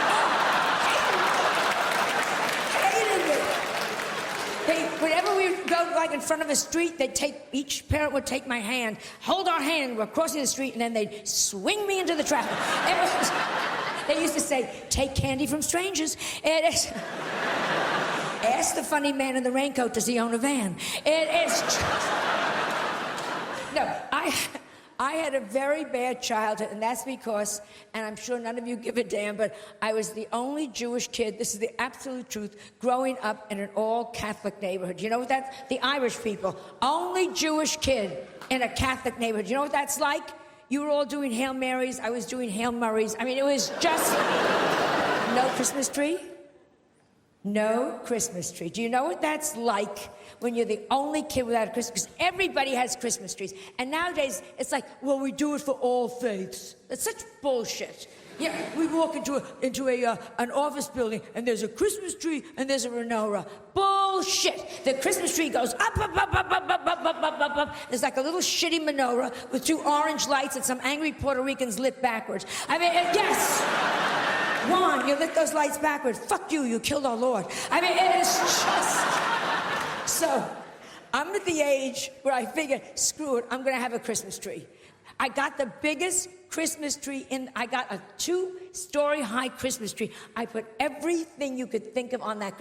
Up, up, up, up, up, gorgeous, gorgeous, gorgeous. On the bottom, I got the manger. I got the whole goddamn thing going there. The wise men, the sheep. The only thing is, I have the baby, but I'm Jewish. I got him a nanny. It was just, oh yes. And I redressed Mary. She didn't look good. That stupid thing over her head, come on. I put her in a Chanel suit, Manolo Blahniks, and a Louis Vuitton pocketbook. You're the mother of God. Look it. It is just... Am I wrong? If she had looked like that, she would have gotten into the inn. Yes. The point is, it's about looks. Mary, she looked good. She would have done better. Mother Teresa... Oh, don't give me, oh, Mother Teresa, if she had looked better, she'd be a saint by now. Was she a bow wow? Yes. Did she need electrolysis? Let's talk to each other here. Even lepers were throwing their fingers at her. Here, get away. Because it is all about looks. This is my message, Great Britain. This is my message. Looks count. Education, looks count. I have no sex appeal, and it has screwed me up for life. Peeping Toms look in my window, pull down the shade. You have no idea. My gynecologist examines me by telephone. We're here to talk about relationships. Let's crack straight on with the first slide. Making... Don't laugh at that. That's not meant to be funny, please. Let's not have another Folkestone on our hands, please. Making divorce work. Now, given that it is a rocky ride, an emotional roller coaster, I start off with a joke, ladies and gentlemen, just to loosen us up. Here it is. If you're going to get divorced, you have to be like the man in the toll booth. Why is that, Keith? Well, you have to be willing to accept, this is the joke, change. It's a zinger. When you divorce, there is sweeping change. Changes right across your life in every area. One of the first things to change is the locks. You may please don't laugh at that, please. You may come home one day and find that your key no longer fits your wife's lock. Another man's key is fitting your wife's lock. And stop it! Stop, I'm stamping on that. Riaz, with a Z, please. Stop it. It's not that sort of a show. Well, I mean, it's not a show, is it? It's a talk. But it's not smutty. So you may come home and find that your key no longer fits the lock. Good. Yes, it can. And it can be very difficult to tell why a relationship is going to go wrong. Why is that? Well, I think it's because at the beginning of any relationship, when 2 people get together, there's always a sense of what? Hammersmith, at the beginning of a relationship, a sense of... Pardon? Worry. No. Anyone else? At the beginning of a relationship, a sense of... Foreboding. Foreboding is the wrong answer. Lust, no. Uncertainty. There's always a sense of uncertainty. A feeling of will they, won't they? And there's no way of... Please, Hammersmith, take it seriously. We're talking about emotions. A sense of will they, won't they? And there's no... Hammersmith, I will walk off the stage, please. There's no way of predicting when a couple get together whether or not the relationship will work. Will it last a long time? No. Not a chance in hell. Will they stick together? No. Will the marriage endure? Yes. Lee and Leslie. Now, Lee and Leslie are a lesson to us all. They've made a marriage work. So why is it then that when they can make a marriage work, so many others can't? Paul Simon said, there are 50 ways to leave your lover. 1.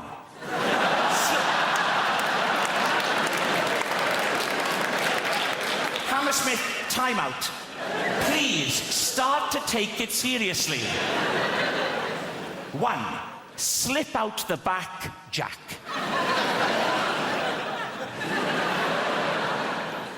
2. Make a new plan, Stan. And 48 others. Now, one question that I get asked all the time, so don't text me with this, is if you could take a pill that would make you thin, would you take it? Of course I bleeding well would. I would like to take a pill that made me 6 stone. Then I could eat my way back up to 10. What a bloody brilliant weekend that'd be, wouldn't it? You see, I think there's 2 types of people in the world, right? And it's all to do with how they eat biscuits, right? Because the first type of person makes a cup of tea, gets a plate out,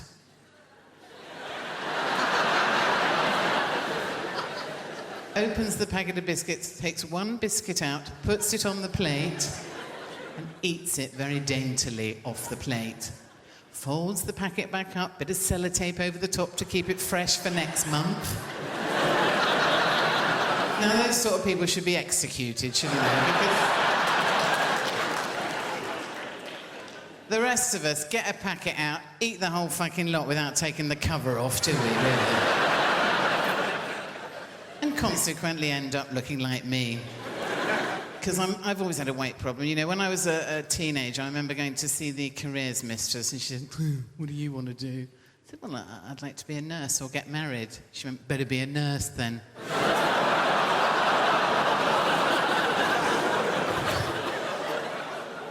When I was actually a teenager, I wasn't frightened of teenage boys, but I'm terrified of them now. They're a scary bunch, aren't they? And, you know, I actually have teenage nephews, and one of them always has a sign on his door saying, keep out, like you're going in there without a flamethrower. Lend me my crampons, dear. I'm just popping in to tackle Tissue Mountain.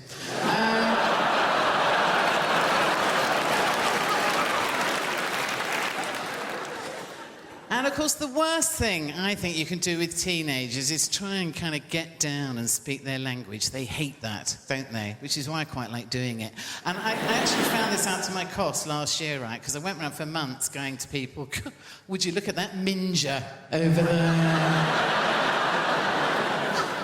That is a minger and a half, that is, isn't it? And I found out that this was actually wrong. To my cost, outside my local parks, there were 2 teenage boys. I went, lads, look at that minger. What a blinking minger that is. And they went, oh, for Christ's sake, it's Minger. And that's our mum. So, you know... Do we have many politically active people in tonight? 1. Well done, sir. No, because I've been a Labour Party supporter all my life, and in fact, at the last election, I was asked by Tony Blair to go and speak at a rally in Hove. Oh, joy. And, but, you know, it just made me think, standing in the front row with all these dignitaries, these Labour Party dignitaries, I've come a long way since Fags Behind the Bike Sheds. Because I had Blunkett there, I had Cherie Blair there, Tony Blair came along the row, shaking everyone's hand, got to me and said, thanks for doing this, Joe. Kiss me. On the lips, trying to get his tongue in. Got up to do my speech, Blunkett had undone my bra. Because they're mad for it. They are. I was shocked, you know, because I was brought up in a little country village. The only thing we had to do at the weekend was bell ringing. Now, I don't know if anyone's tried that, but it's much harder than it looks, which I believe is something John Prescott says to a lot of women that he meets. But,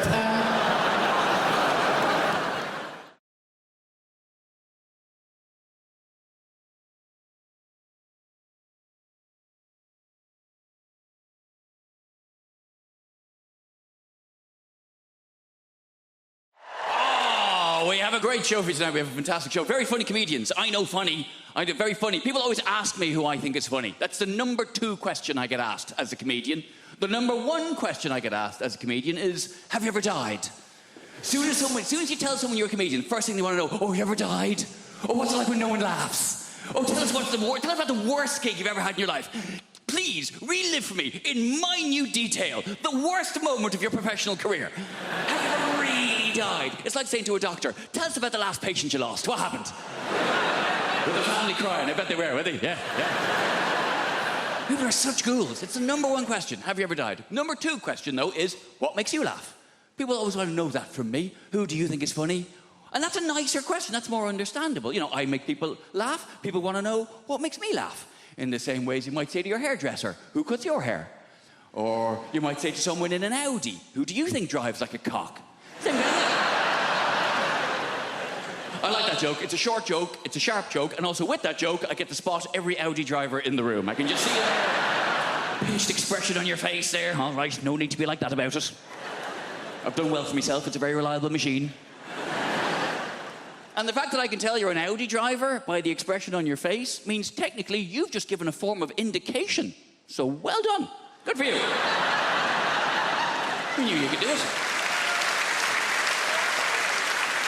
Yeah. Have you ever died? Who do you think is funny? You always get asked the same questions. That's why I don't like doing interviews. I love doing the job. This is great. I love standing here talking to you, though. But doing interviews, it's a necessary evil. It's part of the job. I having to answer questions. And I don't even like watching interviews. You'd rather watch a comedian tell jokes than talk about how they wrote them. You'd rather watch a singer sing songs than talk about their inspiration. You'd rather watch a sports person do their sport. You'd certainly rather watch a sports person do their sport. Come on now. Sports interviews can be turgid affairs at best. And then I hit it with my foot. You mean you kicked it? If you like. They're rarely interesting. They're rarely, and I'm not slagging sports people. It takes a great deal of single-mindedness to excel at a sport to a point where people want to interview you about it. But sports people are famous because they're good at sport, not because they're good at talking about sport. That's why you find a sports person who is good at talking about sport, the BBC will cream their knickers over them. We found a woman. She used to ride horses. That's a sport. And she's quite lively and engaging and charismatic. Put her on absolutely everything! Do not let her out of your sight. Even people I'm a fan of. Andy Murray. I love Andy Murray. Britain should be very proud of Andy Murray. He's done a lot to be proud of. He's won Wimbledon. He's an Olympic gold medalist. And he put up with a lot of shit when he was named, 8th best in the world? Oh, you bloody loser, you. He's done a lot to be proud of. He's won Wimbledon, he's an Olympic gold medalist, and he's magnanimous in victory, he's humble in defeat. And he's a big comedy fan. He's been to see me live, I've met him, lovely bloke. But Jesus Christ. I cannot listen to him drone on one more time about how he won, stroke lost another tennis match. I can't do it. Well, then I hit it to him, and he hit it back to me, and I'm very good at tennis, but he is also very good at tennis. Some days I'm better at tennis than he is, but I think what's happened today was he was slightly better at tennis than I am, and that's maybe why he won the game of the tennis. For God's sake, man! I'm not very sporty, you can probably tell. I like hill walking. Doesn't really count as a sport. I like hill walking and camping. Proper camping, though. None of your glamping bullshit. Glamping. Derivation of the words glamorous and camping, where you stay in a yurt, which is more expensive than a hotel. What is wrong with you? A lot of people don't realise yurt is a derivation of the words eura and twat. A lot of people don't realise that. Do you love London? I love London. I feel like London is created by the people, right? Who are just crazy and sexy and ambitious. I got into an Uber the other day, not bragging, and I got into an Uber and the driver, he said, would you like to have the radio on? And I was like, I don't mind, it's up to you. And then he said, well, actually, I make my own music. Do you mind if I put some of that on? No, I don't. And then he put on Drake's new album.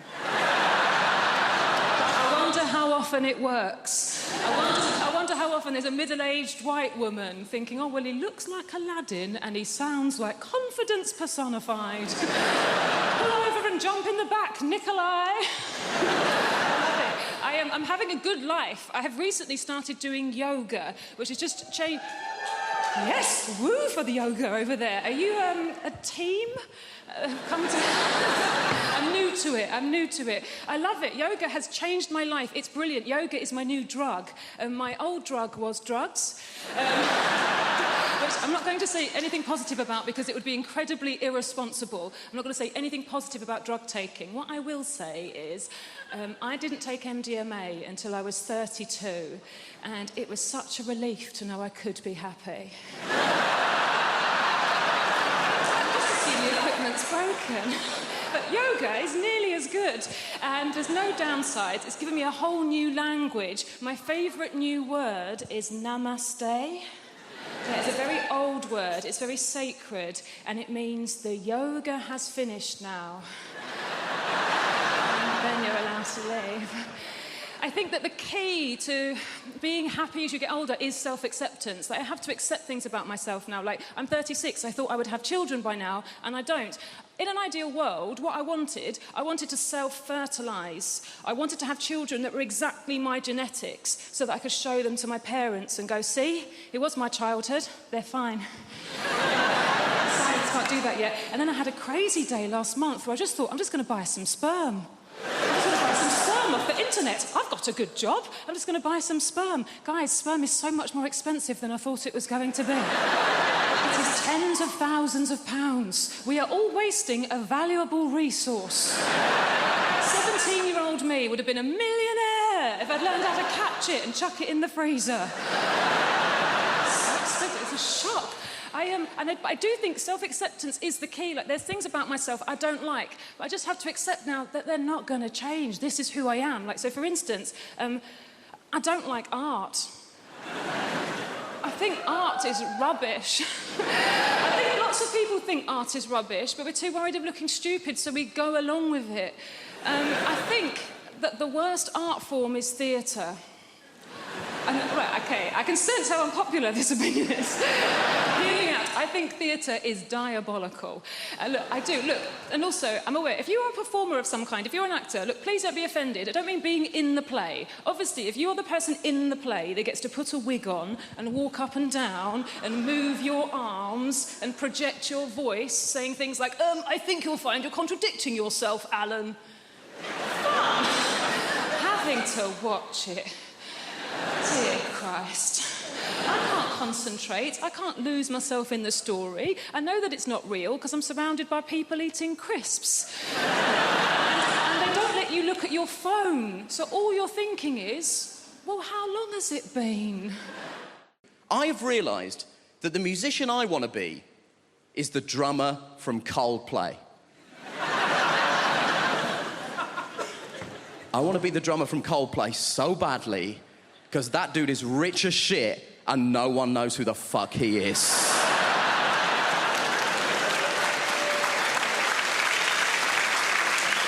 No one knows who the drummer from Coldplay is. He could be here and no one would know. It could be you, it could be you, it could be you.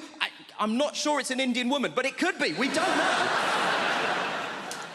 I'm obsessed with the idea that this guy has the best life in the world. And I was telling my friend about this, and she tried to tell me something that she was trying to portray as a bad thing. Apparently, he loves Game of Thrones, so he said to HBO, can I be in Game of Thrones? And they were like, yeah, man, you're the drummer from Coldplay. You can do literally anything you want. We'll restart The Sopranos if that's something that will make you happy, right? Now, he is in Game of Thrones.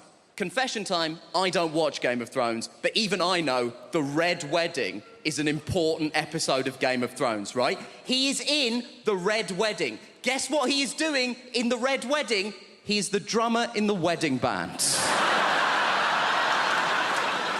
That is the extent to which this guy's anonymity is a borderline superpower. He is in the most famous episode of one of the most popular television shows in the world, doing the thing he is famous for, and no one noticed.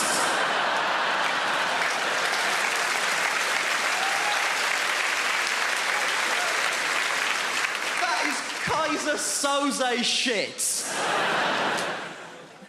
And my friend was telling me that she read a supposedly embarrassing story that one of the actors told. One of the actors said that when they were shooting The Red Wedding, he was making small talk with the extras, and he got round to the drummer from Coldplay and said, "Are you a full-time extra?"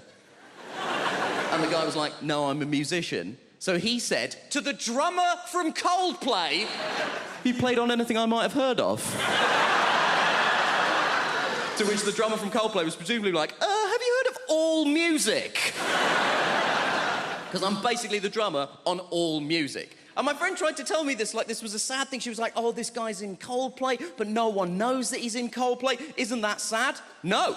Because the problem with being in Coldplay is that people hate Coldplay. People hate Coldplay so much. And the people who hate Coldplay don't say things like, oh, it's not to my taste. They say things like this, I hate Coldplay! But what you mean when you say that is, I hate Chris Martin. No one is angry with the drummer from Coldplay. No one has ever been like, oh, the drummer from Coldplay! He's ruined my life! And I know what you're thinking. You're thinking, Nish, why are you so obsessed with the drummer from Coldplay? There's 2 other people in that band. We don't know anything about them either. And you know what? You're right. There's a guitar player and a bassist in Coldplay. I wouldn't know them even if they were here. I assume it's you two, but only because they sat next to her and I spoke to her already. That's all I've got to go on at this point. They have the exact same life as the drummer, because I did a bit of research into this. Turns out Coldplay are one of those bands where they split the royalties equally. So they have the exact same life as the drummer, apart from one detail. They have the exact same life as the drummer. They have the same level of wealth, access, and anonymity. But crucially, the drummer is sat down.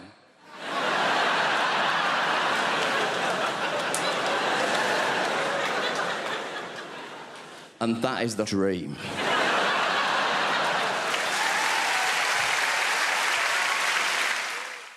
This year, I did no lilt February. Thank you. I know, it sounds impossible, but you take it one day at a time. Did I have any today? No, you're a legend. Get hard around the middle of the month, you get the cravings. It's called lilt guilt. You're like, oh, I bloody love the lilt. It's the night where you go to the shop at midnight, you kick the doors in, where's the lilt? And they're like, we don't stock it anymore. Like, ah! So you try and make your own hooch lilt, you know, where you get a pineapple and a grapefruit, and you add in batteries and a horse's head, and you're like, it's good, but it's not totally tropical. Did that joke in America recently. Turns out they don't have lilt there. This is all I do. Imagine if this was your actual... I go like blah, blah, blah, and you go, ah, ha, ha, ha, money. Can't believe I get away with it. You do actual, proper London jobs. You know, like blacksmith, you know? Farrier. Brunch DJ. The big 3. I tell you, I do not trust people who work in offices. I know, right? What are they doing? Nothing takes that long. They're planning something. They must be. Do you know? Do you ever call in to visit your friend in an office unexpectedly? Everyone just shits themselves. They're like, what's he doing here? Cover the screen, lie across the spreadsheet, get him out. Kind regards, warm regards, best. That's how they talk. In the email.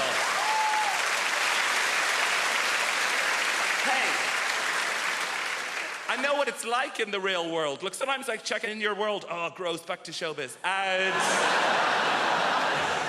No, I'm very self-aware of the level of fame that I have. I was in a supermarket recently, and an older lady came up to me, and she put her hands on my shoulders, and she said, you are vaguely familiar. And that is it. I did a gig in Wrexham, and I was at an ATM machine, and a guy cycled by, and he shouted at me, surprised to see you at an ATM machine. And I've been obsessed with it since then. What did he mean? Like, on the one hand, is he surprised I don't have a butler to go to the ATM machine for? No, I think it's the opposite. I think I'm surprised you have any money whatsoever doing keyboard horse shit. Here's my greatest ever showbiz tale. I did a gig in your Milton Keynes recently, thank you, and I was staying in the Milton Keynes Hilton, and she is the least well-known of all the Hilton sisters. And I checked in after the gig at like 12:30. Room 303 is where this took place. Open the door, TV on in the room. Not that uncommon in the chain hotels. I guess it's to welcome you. But get this, on the TV is me playing the shitty keyboard on some show. immediate thought is like, is this a service they provide to all guests? If so, no, it's the realization, this is it. I've arrived. And I waltz into the room, down the little corridor with the loo away to the left. And as the room opens out, there is a fully naked man lying on the bed. So they've given me the key to someone else's room.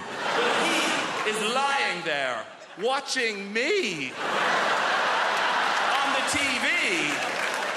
And he looks up.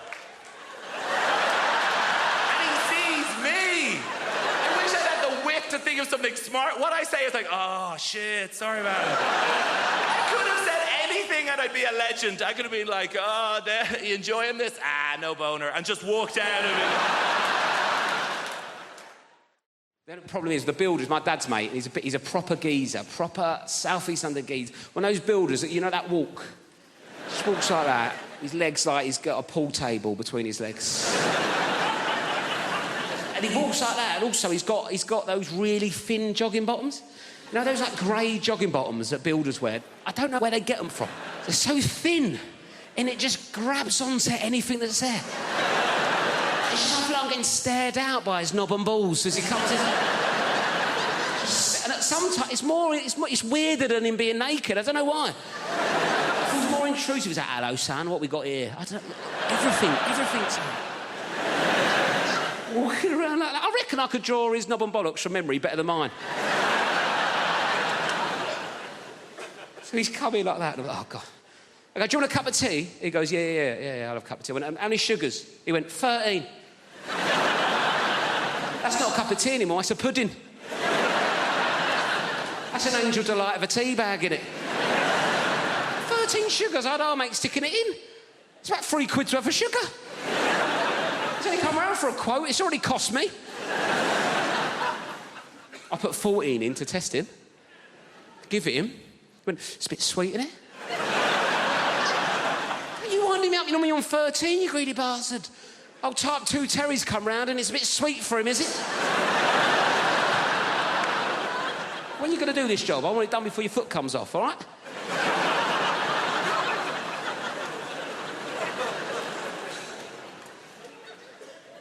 Anyway, I had a Kit Kat in the fridge, right? I thought, right, let's get him back on side of Kit Kat, right? He's into sugar. I like introducing people to new things, see if he wants a Kit Kat.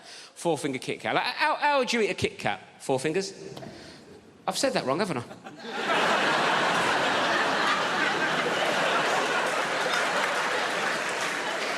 I thought you looked at me funny. Sorry, I said that like it was your name.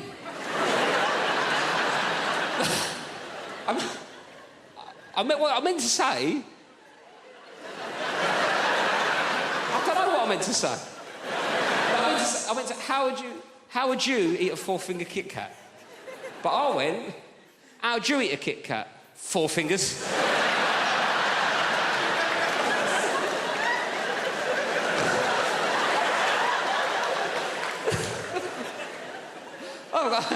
Hello, 4 fingers, how's it going? Who needs thumbs, eh? Me to smoke by the looks of things. Sorry about that. Not an ideal nickname for a young lady, is it, really?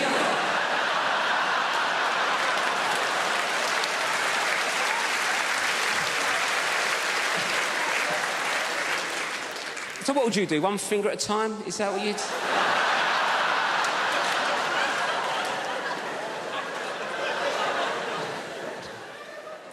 Should we start again? Sorry, what's your name? Anita. Nice to meet you, Anita. Sorry for calling you 4 fingers. Anyway, Anita, how do you eat a Kit Kat? That's what I was going for. 1 at a time. 1 at a time, right. 1 at a time's a normal approach to a 4th. Got there. Yes. Anyway, 1 at a time's a normal approach to a 4-finger Kit Kat, isn't it, right? I gave this builder a 4-finger Kit Kat. He picked it up, put the whole thing in his mouth at once. Bit into it like he was eating a bun. Dirty ogre sugar bitch. What kind of animal is one popping a 4-finger Kit Kat? It's lovely to be here. I've come all the way from Brighton. just in case you're wondering what this haircut is about. Might be a new face for some of you people. Don't panic, the BBC invited me here because they needed a beige lesbian. So I'm just here to tick some boxes. Not your box, madam, just a metaphorical box. I'm half Spanish, that's what's happening there. I've got a Spanish mum, and she lives here in the UK. It's all very legal. She's lived longer in the UK than she's ever lived in Spain, but the brilliant thing about my mum is that she's never lost her accent. She's done very, very quickly. She's done lots of words she cannot pronounce. Lots of words she cannot pronounce, huh? My favourite word that my mum's never been able to pronounce is my brother's name. It's not even a difficult name, his name's Stephen. I don't know if you've noticed this, Spanish people, any word that begins with the letter S, they struggle, right? So my mum doesn't call him Stephen, she calls him Steven.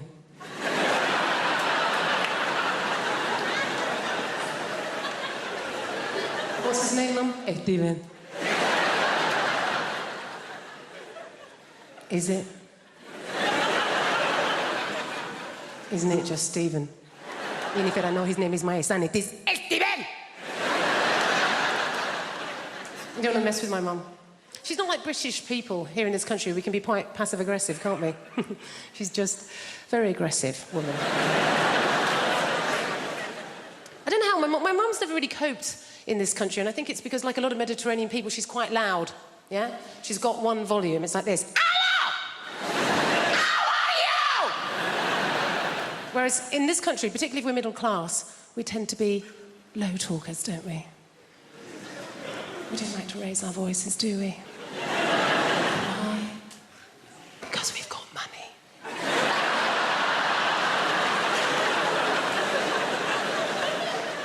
And we just assume that if you are raising your voice, well, you're probably poor. Or worse, foreign. Great thing about having a Mediterranean mum is they feed you. Oh, my God. She's always feeding. That's her way of showing that she loves her children, is to feed us. You know, I can remember going around friends' houses, you know, like English mums. Go around an English mum's house and the conversation with mum's more like this. I think you've had enough.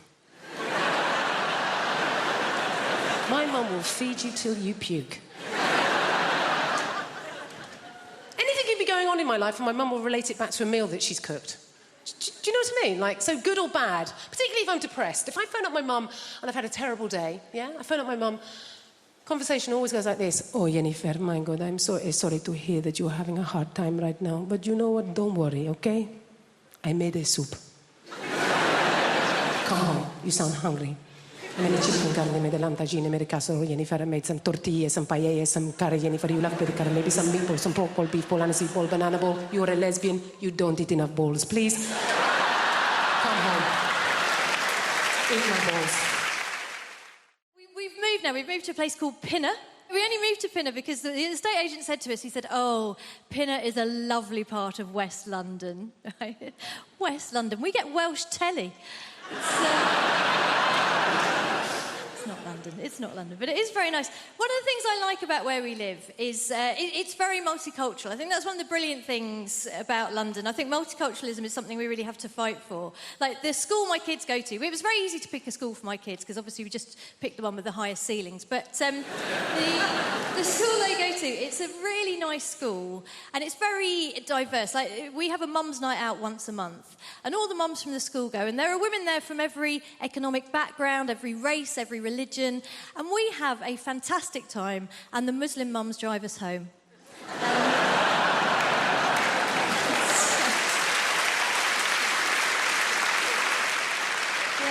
Tell you what, it is nice. I had an incident the other day, though. I was walking down the street near where I live, and it was one of those sunny days, one of those days that remind some van drivers that women have breasts. You know, one of those. And I was walking down the street, and there was a van drove up and slowed down, and two guys leaned out of the van, and they were in classic kind of leching position. And I knew they weren't going to be looking at me because I am 44 years old. And in fact, my older friends, when I was turning 40, they said, oh, being over 40, it makes you invisible, right? And I have found, yes, that is true, but the brilliant thing is it mostly makes you invisible to dickheads. So it's not really a problem, it's a superpower, if anything. So I'm walking down the street, these two guys are leaning out of this van, and I see they're leching, but they're looking past me at a younger woman, a woman in her 20s, who is walking alongside me. And these guys do the classic thing. They lean out of the van and they gave this woman a very detailed appraisal of her anatomy. You know, they covered all the main areas in bullet-pointed form, very thorough. And then they went on to suggest what I can only describe as a smorgasbord of activities they felt they would enjoy indulging in with her were they not under pressure of time to get to the next plumbing job. So they did all this and they drove off. And naturally, I turned to this woman and I said, oh my gosh, are you okay? That was horrific. And she said, no, I'm fine. It happens all the time. And I thought, yeah, it does when you're in your 20s, doesn't it? And we were chatting about how silly it was as we walked down the street. And then we got further down the road and the traffic had slowed down and this van had come to a stop. And I think a few years ago I would have just left it, said nothing. But this year I thought, do you know what? If I'm going to be invisible, you know who else is invisible? Ninjas. I am going to be a bloody middle-aged ninja. I'm going to strike, right?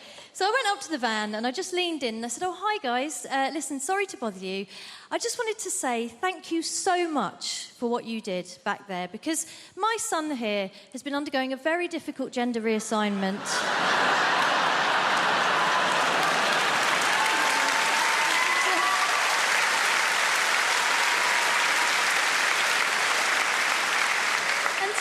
He's been worried that it's not going that well, but what you did back there really made him feel like a proper woman. Thank you. I was delighted with myself as well. But what was really special was that then the young woman next to me leaned in beside me and in the deepest voice I've ever heard, just went, yeah, thanks, guys.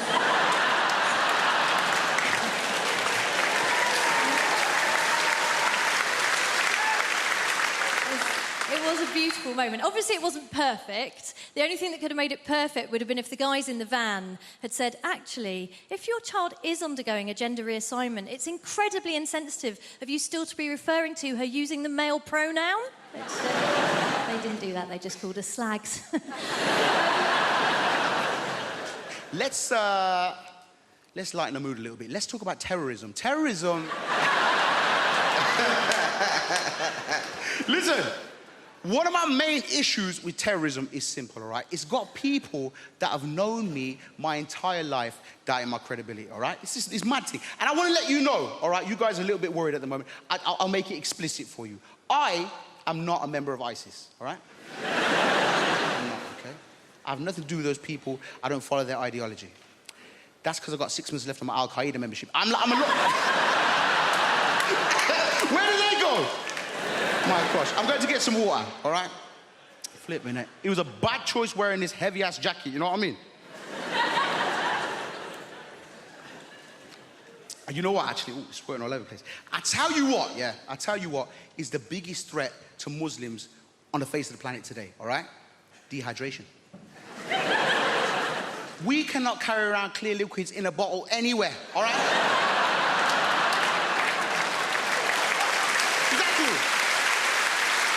Dying up here on this stage, dying in airplanes, stressing me out. But the thing about, listen, hey, can I pop this here? Bro, can you have that? Thank you, my G.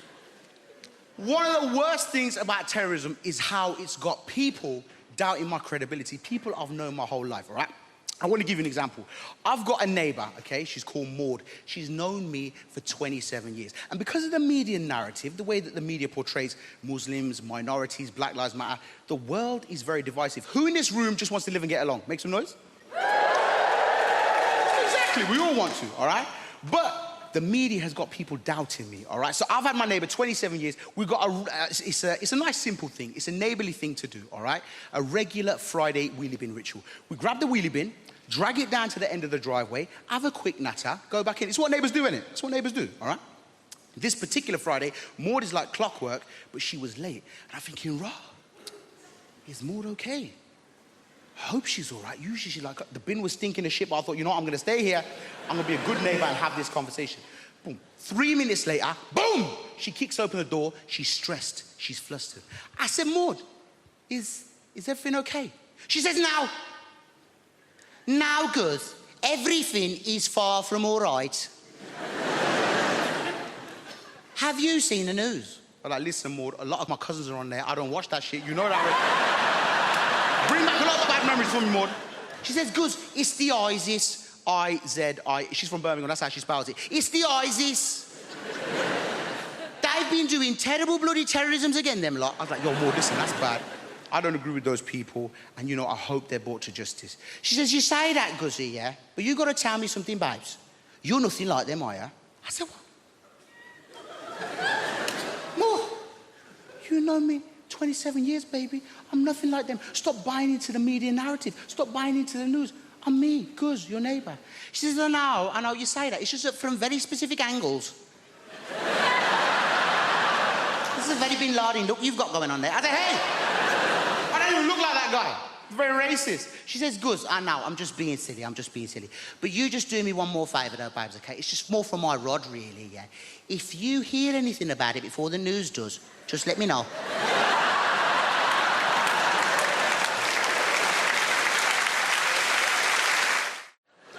I get concerned about the message that we send, you know, young women a lot on TV and, you know, in the media, because right now we live at the height of materialism, where it's suggested to young girls especially that you can indulge the most depraved man as long as he's rich. This is evidenced by the franchise 50 Shades of Grey. Has everybody here seen 50 Shades of Grey or read it? Okay, some of you are shaking your heads. Fine. I will give you a quick plot summary of 50 Shades of Grey.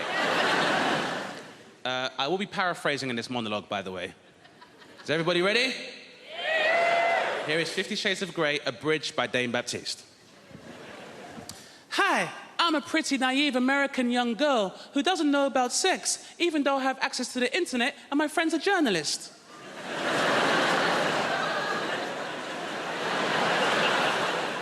Mr. Grey, you seem so mysterious and rich. Can I interview you?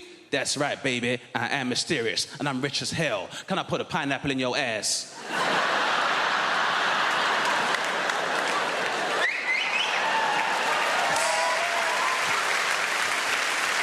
I mean, some other stuff happens, but that's pretty much it. It's fair. Unfortunately, we live in a time where, you know, materialism is encouraged, you know. Do you guys remember the song No Scrubs by TLC? Yeah, great song for the ladies.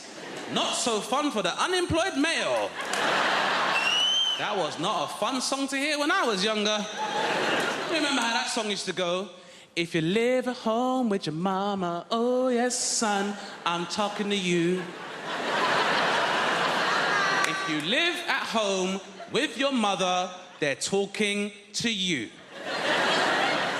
What if I'm a full-time carer? I'm supposed to leave my mother lumbered with bedroom tax, then go live with a bunch of strangers and pay somebody else's mortgage, then have those strangers question my life choices, which my mother already does, but I get rice and peas when she does it. Sitting in the passenger side of his best friend's ride, trying to holler at me. Sitting in the passenger side of his best friend's ride, trying to holler at me. I'm sorry, if me and my friends are concerned about our carbon footprint, I'm not entitled to find love?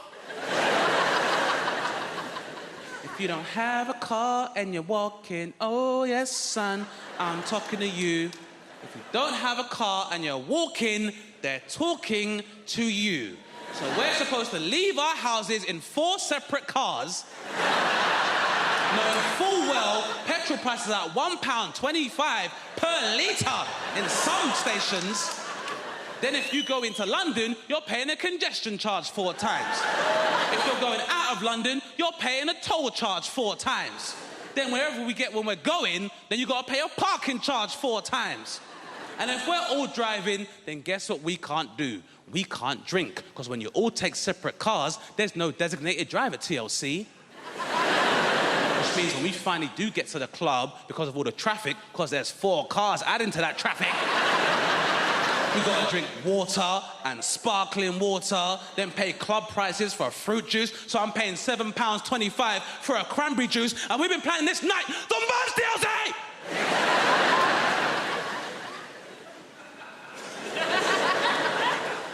People ask me, they say, Chris, what is it like trying to raise a child when you can't see the child?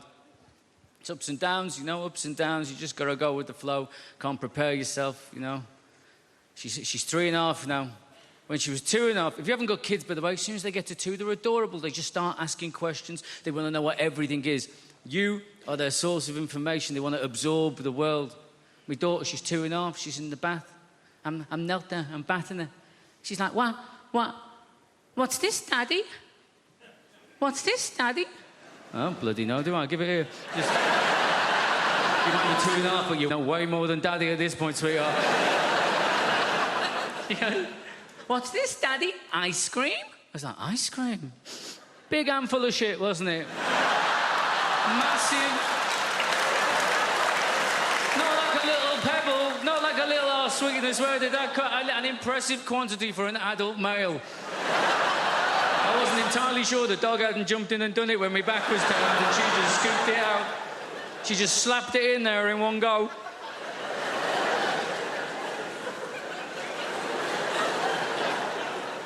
It threw me. I didn't... Look, right, I obviously didn't see it coming. I didn't even... No. I didn't even smell it coming. This came from underwater. This was a stealth move, right?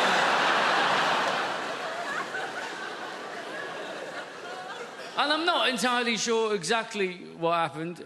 You know, I've narrowed it down to 2 options, I think. I've given it some thought. I mean, she was 2.5. Let's give her the benefit of the doubt. She deserves the benefit of the doubt, doesn't she? Option 1, benefit of the doubt. This is what happened. She sat in the bath in the warm water. Yeah? She farts. She shits herself. She doesn't know she's done that. A few minutes later, that goes floating past her in the bath, doesn't it? She sees it there. She thinks to herself, I wonder what the bloody hell that is. That looks a little bit like ice cream. I know, she thinks. I'll ask Daddy about that. He knows about these things. He's a very, very clever man, yeah? That's option 1, isn't it? Benefit of the doubt. Option 2. She's a bloody comedy genius. She's sat there in the bath. She's got Mr. Penguin up here on the wall. She's got, hey, Mr. Penguin, Mr. Penguin. Get on this now. This is going to be brilliant. This is going to be amazing. Watch his face now. Watch his face. Watch. Keep looking. Keep looking. What am I going to do? Not only am I going to do a shit and put it in his hand, I bet you I can make him sniff it.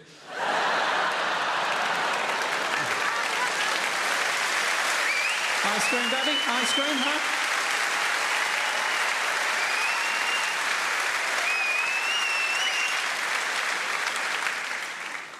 We were very lucky with my daughter. They say you got to watch your language around your kids, don't they? That's what they say. We were very lucky. My daughter's first words, apart from hand on heart, apart from mama, dada, baba, all that nonsense, her first words were go away. That's what she said. That's what she said for 3 months. Go away. Go away. She thought it was just one word. Go away. Go away. Why? Because that's what me and my wife said to the dog every time we were trying to feed my daughter. We'd get the food out, wouldn't we? The dog would get up, he'd go on the prowl, having a little look, wouldn't we? We'd be like, go away, go away, go away. She just picked it up. We'd push her in the pram out on the street. She'd be like, go away, go away, go away. Said to my wife, it's a good job we weren't telling that dog to fuck off, innit? Because we just wouldn't be able to take this kid out of the house. Going away with my wife, she does this thing, right? If you get her in an airport, I'm not allowed to have my own passport. It's embarrassing. It's embarrassing. I'm a 40-year-old man. I get to passport control. They say, you got your passport, mate? I'm like, no. I'm not allowed to carry it. Apparently, I'm not mature enough. I don't know what happens, man. The moment you get near an airport, she becomes like some sort of Russian people trafficker. Do you know what I mean? She's like, I must have all the passports. You cannot handle passport. You are too stupid for passport. I must keep all passports in zippy clear travel document folder, huh? Alongside printout from TripAdvisor. But you may carry the bags. I'm like a peasant boy for the day. Oh, thank you, master. Thank you very much. Yes, it's a real honor for me to carry your bags, you know. 11 pair of shoes for 3-day mini break is a good idea. Yes. Maybe you will become a centipede while we are in Egypt. Who knows?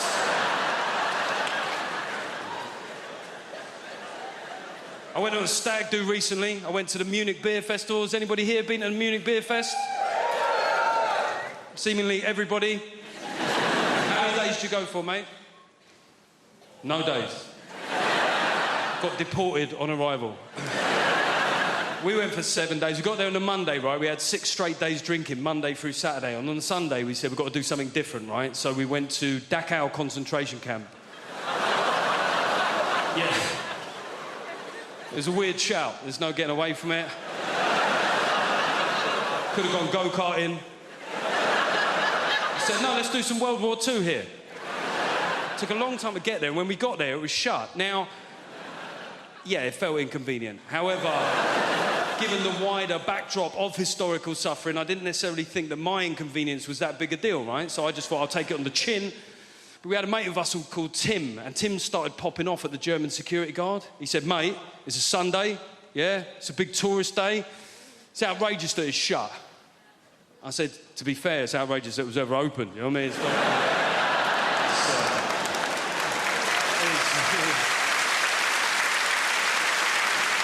It is weird that you're making this about you, Tim, to be honest. People say dumb things, though, don't they? I was having a beer with my mate Wayne the other day, and Wayne likes to tell you where he was on the occasion of big historical news events that happened within our lifetime, right? So I mentioned 9/11, and Wayne went, 9/11, remember where I was that day? I was like, don't care where you were. I don't see how it's relevant. I don't see how your whereabouts on that fateful, terrible day will form some sort of meaningful historical footnote, Wayne. I'm being honest here. He looked hurt. He went, all right, where were you? He went, karate. I went, see, that's exactly the sort of trivial shit I was worried about, Wayne. He said, well, you know, I was in New York 6 months before that. Makes you think, doesn't it? I was like, no. No. To be honest, all it makes me think is I wish you'd been there 6 months later. Sorry. I said, what do you want? He goes, I want a cat. And I said, a cat? Nah, I'm not going to buy you a cat. No one gets a pet for Christmas. And you know what happened? I'll tell you what happened. There was a mouse, a little mouse. It came into the house, and the girlfriend, she saw it. She goes, ah, what's he doing in here? What's he doing in here? We've got a mortgage. Like, that's got to do with anything. Like, all the mice is outside there. It's like, hold on, guys, before we go in there, we need to see if this is rental accommodation first. Yo, fam, put that cheese down. We haven't seen the tenancy agreements yet. It might be a hoax, right? It don't work that way. So she was like, Marlon, we need a cat. I said, I don't want one. She said, Marlon, we need a cat. So we compromised and we got one. So we went to this place. Where they hold all of the cats in the world. And I walked in there, I was like, I want a cat. And the lady said, that's not how it works, sir. I said, please. She said, no, what it is, we need to interview you to see if you're fit to have a cat. And I started panicking. At this point, I said, listen, right, lady, right, listen, right, between me and you, I've got a son. I said, human being, 8 years old, and he's not dead. And she looked at me, she was like, yeah, you can have a cat. She brought us up the stairs, man. When she brought us up the stairs, I've never seen so much cats before in my life. There was more cats than people in this room right now, right? And they were there, different shapes, different sizes. And my girlfriend, she got drawn to one cat, which was like blue and grey. I've never seen a cat like this before, a blue and grey cat, and his whiskers were out, and the tail was up, and she walked over to the cubicle where the little cat was, and she put her hand right up against it, and the cat came along, and he put his paw there. And it was like they were touching. And she was like, I want that cat. And the lady said, no. She said, why? She said, well, that cat, it can't live with children. And my girlfriend looked at me like to say, fuck the kid. I want that cat.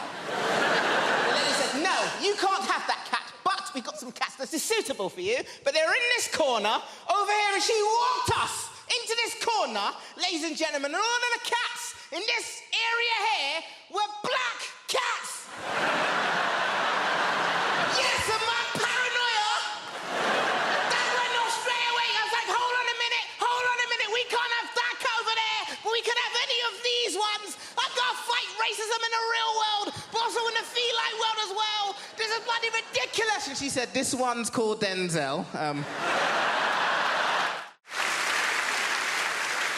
I've made a list of pros and cons, because I've been spending a lot of time in brothels and prisons. Made a list of pros and cons, always good, give you a bit of balance, Con, complete loss of all feelings of hope and possibility. That doesn't sound very good, does it? It doesn't sound much fun, does it? Pro, increased plug socket access. Bang, 1-1. I say increased, it's actually total plug socket access. I've got 32 plug sockets in my house. Each and every one of them is now under my sole domain. Con, all experiences that formed the basis of my happiness and sense of self-worth are now destroyed by grief. Downer! A bit of a downer, isn't it? Pro, less recycling. I can fit it all in the green box now. It's remarkable when you take into account just how much I'm drinking. Oh, John, you're meant to heat mulled wine. All right, Your Highness, hand me the bottle and leave. Con, I'm gonna lose me house. Bit of fun.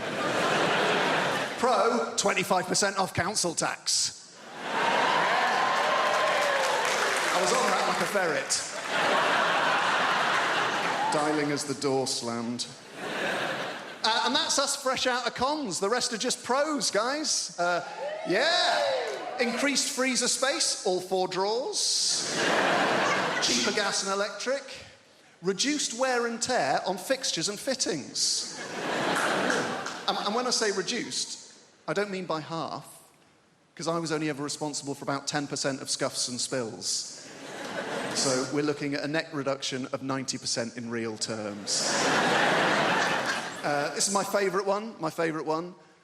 Ultimate control over where the iPhone charger cable is and why it is there.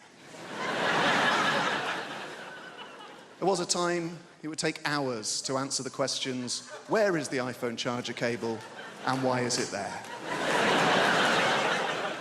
Not anymore. Plugged in next to the bed, most convenient place to have it. Simple. Is it unplugged in the bathroom? No, it's not. It'd be a ludicrous place to keep it. There's no plug socket in the bathroom.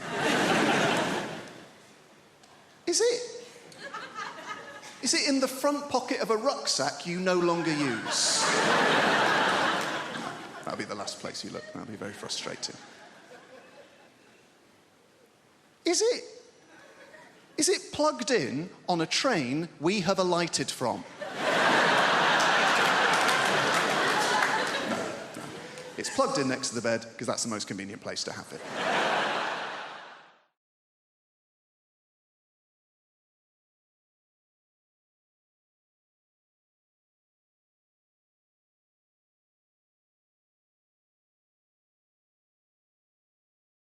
I read this thing, right, online, so it must be true, where everyone who's under the age of 30 is going to live till 160. Like, you look tired now. 160! I don't want to be sat in a flat, leaking, liver spotted.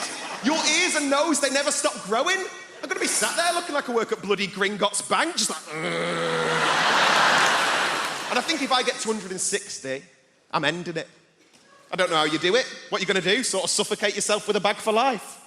I reckon the best way, and maybe like a toaster in a bath situation, but it'd be one of those like sit-down baths with a chair and a door, and then you have to wait for it all to fill up. You put in a bit of matey for a last bit of luxury, and then you go, oh shit, I forgot the toaster, and then you have to wait for it all to drain. You open the door, you go out onto the landing, down a stair lift, into the kitchen, you go, what the bloody hell have I come in here for? It's never going to happen.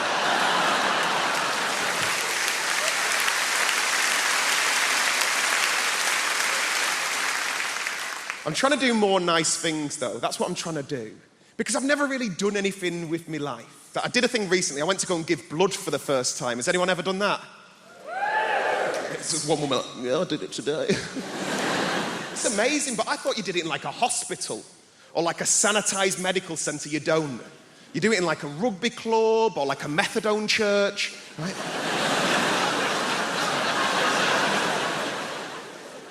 I turned up to this bingo hall near my nan's house, right? I was greeted by the second moodiest person I've ever seen in my life. It was a woman called Linda.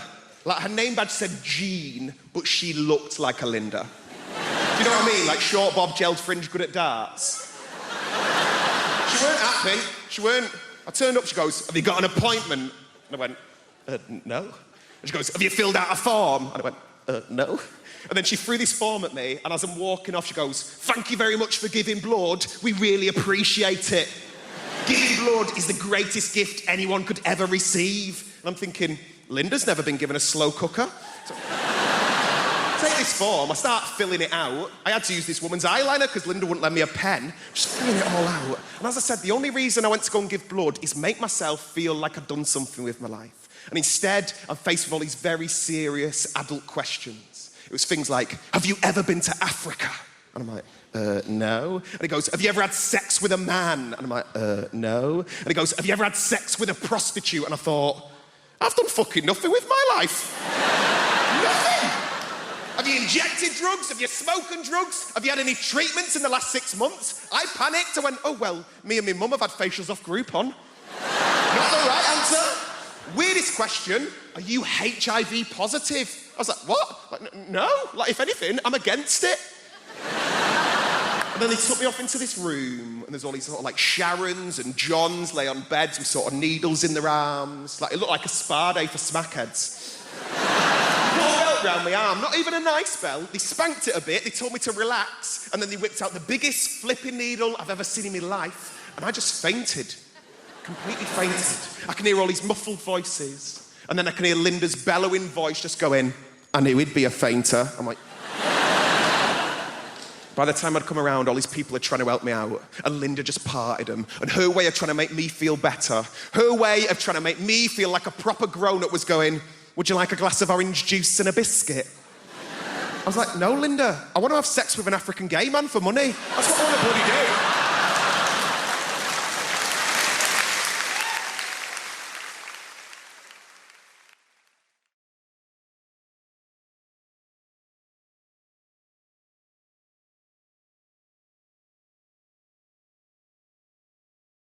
To be honest with you, I'm bisexual, but during lockdown, I'll admit, I was strategically gay.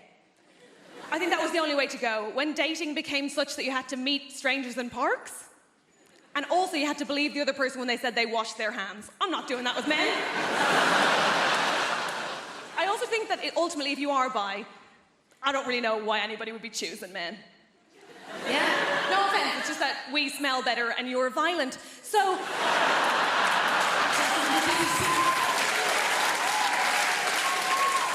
The men who don't laugh at that unnerve me most. Yeah, okay. Good lad, join in. Okay. There are good things about being broken up with. I think one of my favourite things is that I had to get my house sorted, so I got a bunch of DIY done. I think DIY is amazing. DIY, in particular, there's one silver lining, and that is that DIY reminded me of something I had long forgotten the point of, which is, of course, men. You're amazing, aren't you? Specifically, I'm a fan of a subgenre of men. They're called handymen. Do we know these guys? Oh my God, they're wizards. I love them. They do magic. I adore them. You're not sold. That's okay. I had one lad in one day, had a bunch of photos and art on the floor, left, came back, on the wall. Oh, I'm sorry, these guys are defying gravity and you're not impressed by that? Incredible. I'm obsessed with them. I love them. I also had one day where I had 2 men in, I know, very exciting, and I had a bookcase, right, that needed bolting to the wall. And I said, can you bolt that to the wall? They said, yeah, of course we can. I said, cool. Just so you know, even if you bolt it to the wall, the floor is uneven, so it will wobble. They said, no, don't worry about that, sure, we'll just get some extra wood and pop it under it. What? I said, don't worry about that, sure, we'll just get some MDF and pop it under it. What is this witchcraft? Here's the thing, Apollo. They did. I was like, I will suck you both off. Obviously, I had to think about it afterwards because head was my first reaction, only my first reaction, I think a normal one. My second one was, of course, to wonder how I am a woman in her 30s who doesn't know how to do any DIY. And I think the obvious answer there is that men are keeping it a secret to remain relevant. And that's not on me, right? But I do know some women can do DIY. I date soft butches, I'm aware. But genuinely, I mainly know because a woman came to my house from British Gas, very modern, and she fixed my boiler, right? And after she was done, she said, okay, that's all done, all sorted. Just before it works, you will need to bleed the radiators. I said, what? She said, oh, for that to work, you're just going to need to bleed the radiators.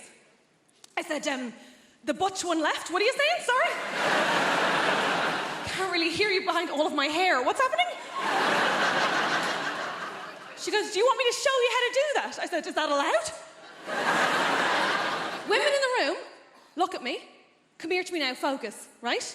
Did you know that that is just turning a key and waiting for liquid? It is basic hand job stuff, and no one will tell you.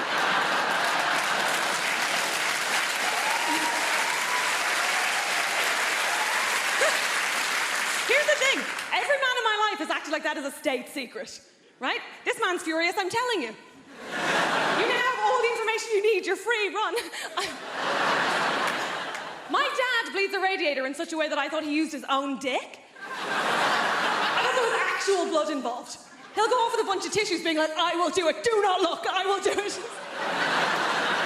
Anyway, she fixed my boiler, so I was like, I will eat you out. They all said no, I had to pay both times. It's hard out there.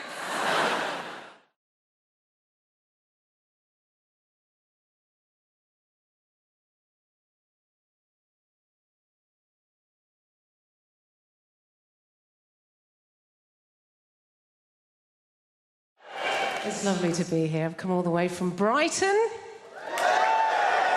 Just in case you're wondering what this haircut is about. Might be a new face for some of you people. Don't panic, the BBC invited me here because they needed a beige lesbian. So I'm just here to tick some boxes. Not your box, madam, just a metaphorical box. I'm half Spanish, that's what's happening there. I've got a Spanish mum, and she lives here in the UK. It's all very legal. She's lived longer in the UK than she's ever lived in Spain, but the brilliant thing about my mum is that she's never lost her accent. She's done very, very good. Lost the words she cannot pronounce. Lost the words she cannot pronounce, huh? My favourite word that my mum's never been able to pronounce is my brother's name.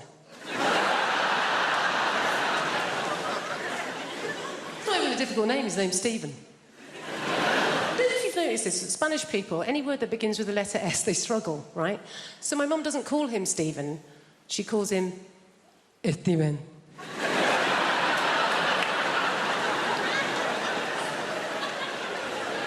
What's his name, Mum? Steven. Is it? Isn't it just Stephen? Even if I know his name is my son, it is Steven! You don't want to mess with my mum. She's not like British people here in this country. We can be quite passive-aggressive, can't we? She's just very aggressive woman. I don't know how, my mum's never really coped in this country, and I think it's because, like a lot of Mediterranean people, she's quite loud, yeah? She's got one volume, it's like this. Whereas in this country, particularly if we're middle class, we tend to be low talkers, don't we? We don't like to raise our voices, do we? Why? Because we've got money.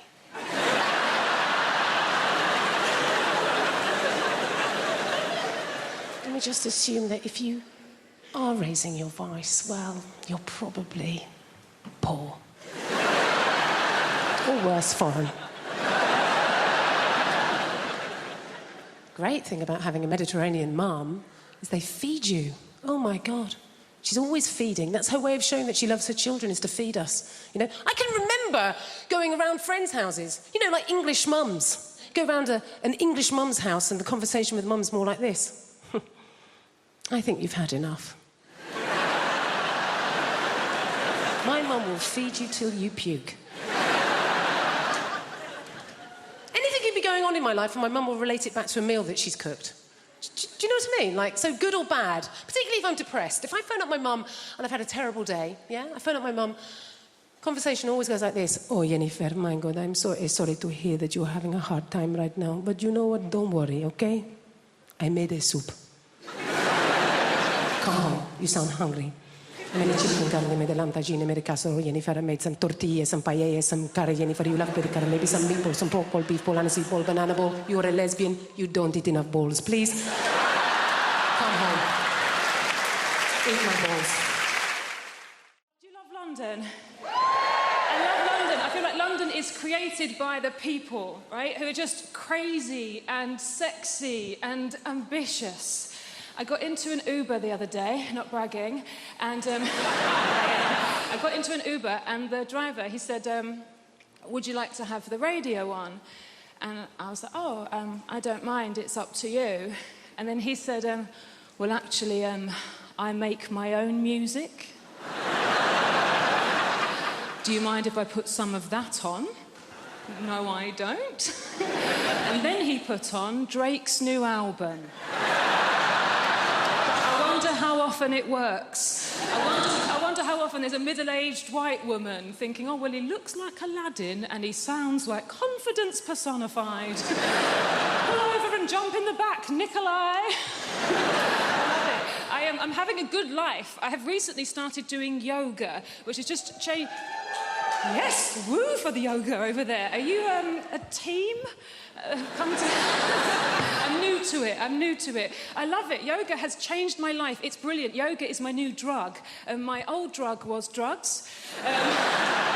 Which I'm not going to say anything positive about because it would be incredibly irresponsible. I'm not going to say anything positive about drug taking. What I will say is I didn't take MDMA until I was 32, and it was such a relief to know I could be happy. The equipment's broken. But yoga is nearly as good, and there's no downsides. It's given me a whole new language. My favourite new word is namaste. Yeah, it's a very old word, it's very sacred, and it means the yoga has finished now. And then you're allowed to leave.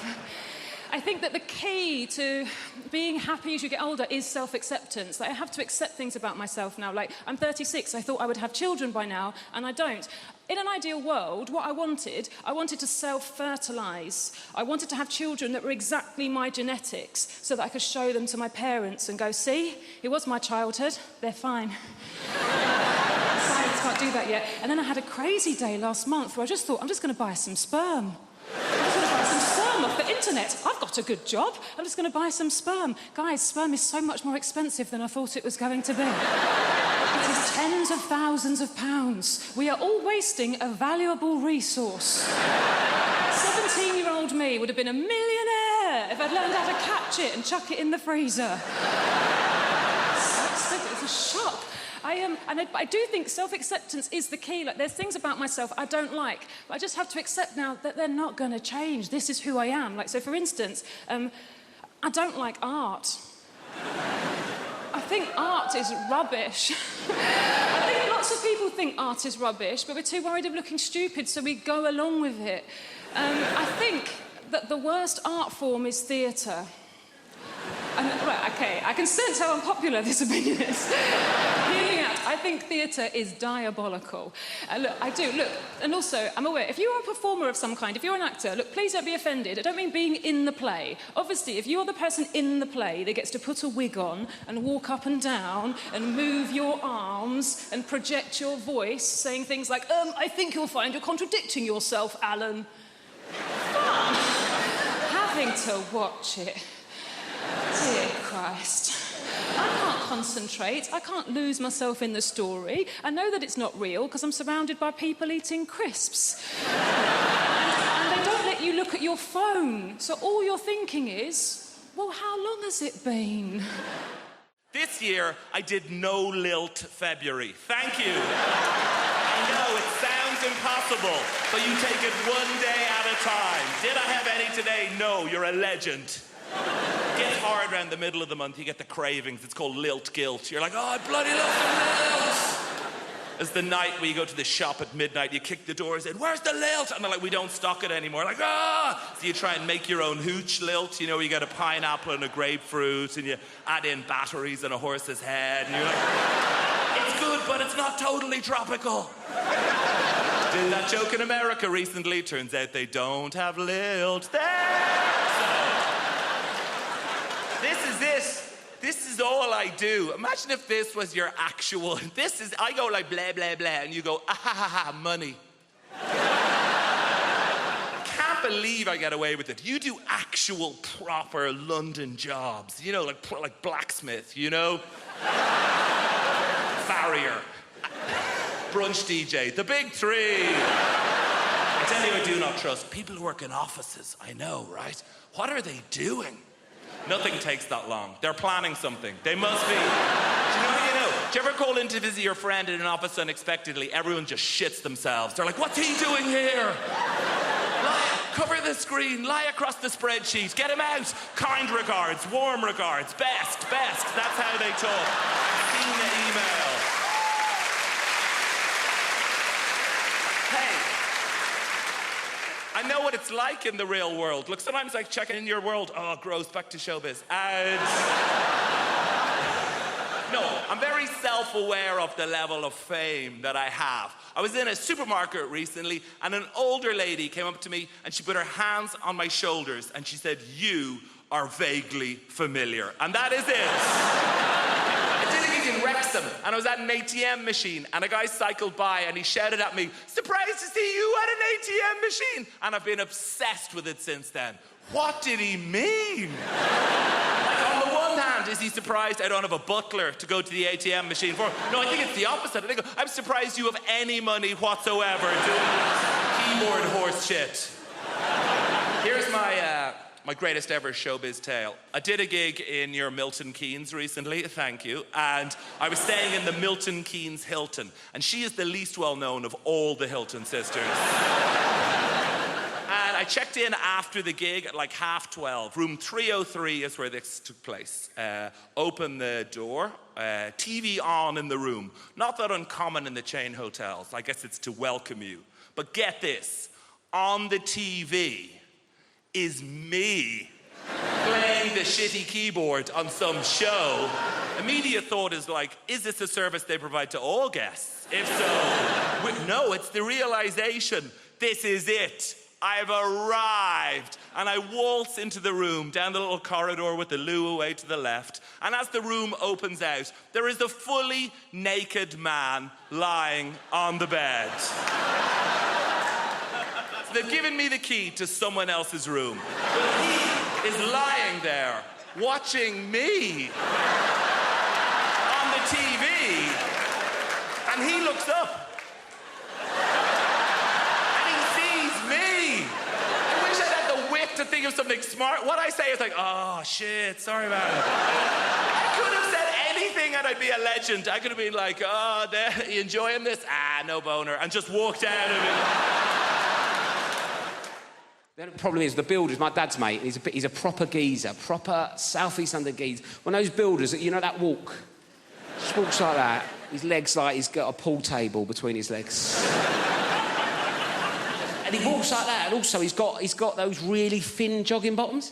You know, those like grey jogging bottoms that builders wear? I don't know where they get them from. They're so thin, and it just grabs onto anything that's there.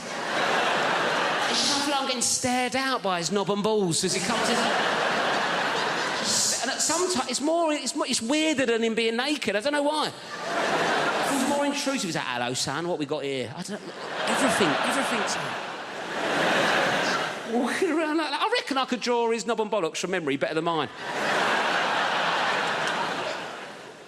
So he's coming like that. And I'm like, oh, God. I go, do you want a cup of tea? He goes, yeah, I'll have a cup of tea. I went, how many sugars? He went, 13. That's not a cup of tea anymore, it's a pudding. That's an angel delight of a tea bag, innit? 13 sugars, I'd mate sticking it in. It's about £3 worth of sugar. only come round for a quote. It's already cost me. I put 14 in to test him. Give it him. Went, it's a bit sweet, isn't it? You winding me up, you're normally on 13, you greedy bastard. Old type 2 Terry's come round and it's a bit sweet for him, is it? When are you going to do this job? I want it done before your foot comes off, all right?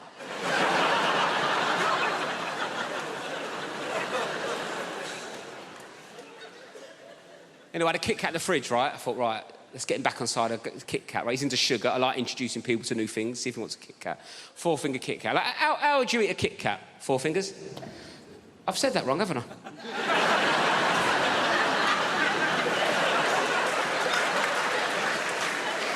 I thought you looked at me funny. Sorry, I said that like it was your name.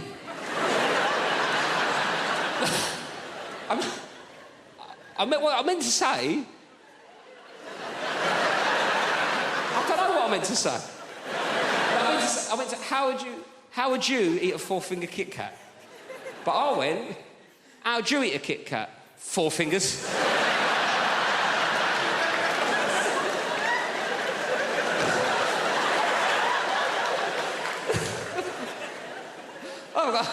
Hello, 4 fingers, how's it going? Who needs phones, eh? Me to smoke by the looks of things. Sorry about that. Not an ideal nickname for a young lady, is it, really?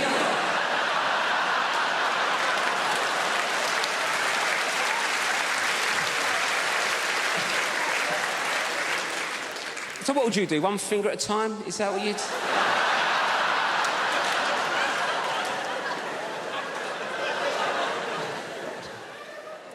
Should we start again? Sorry, what's your name? Anita. Nice to meet you, Anita. Sorry for calling you 4 fingers. Anyway, Anita, how'd you eat a Kit Kat? That's what I was going for. 1 at a time. 1 at a time, right. 1 at a time's a normal approach to a 4th.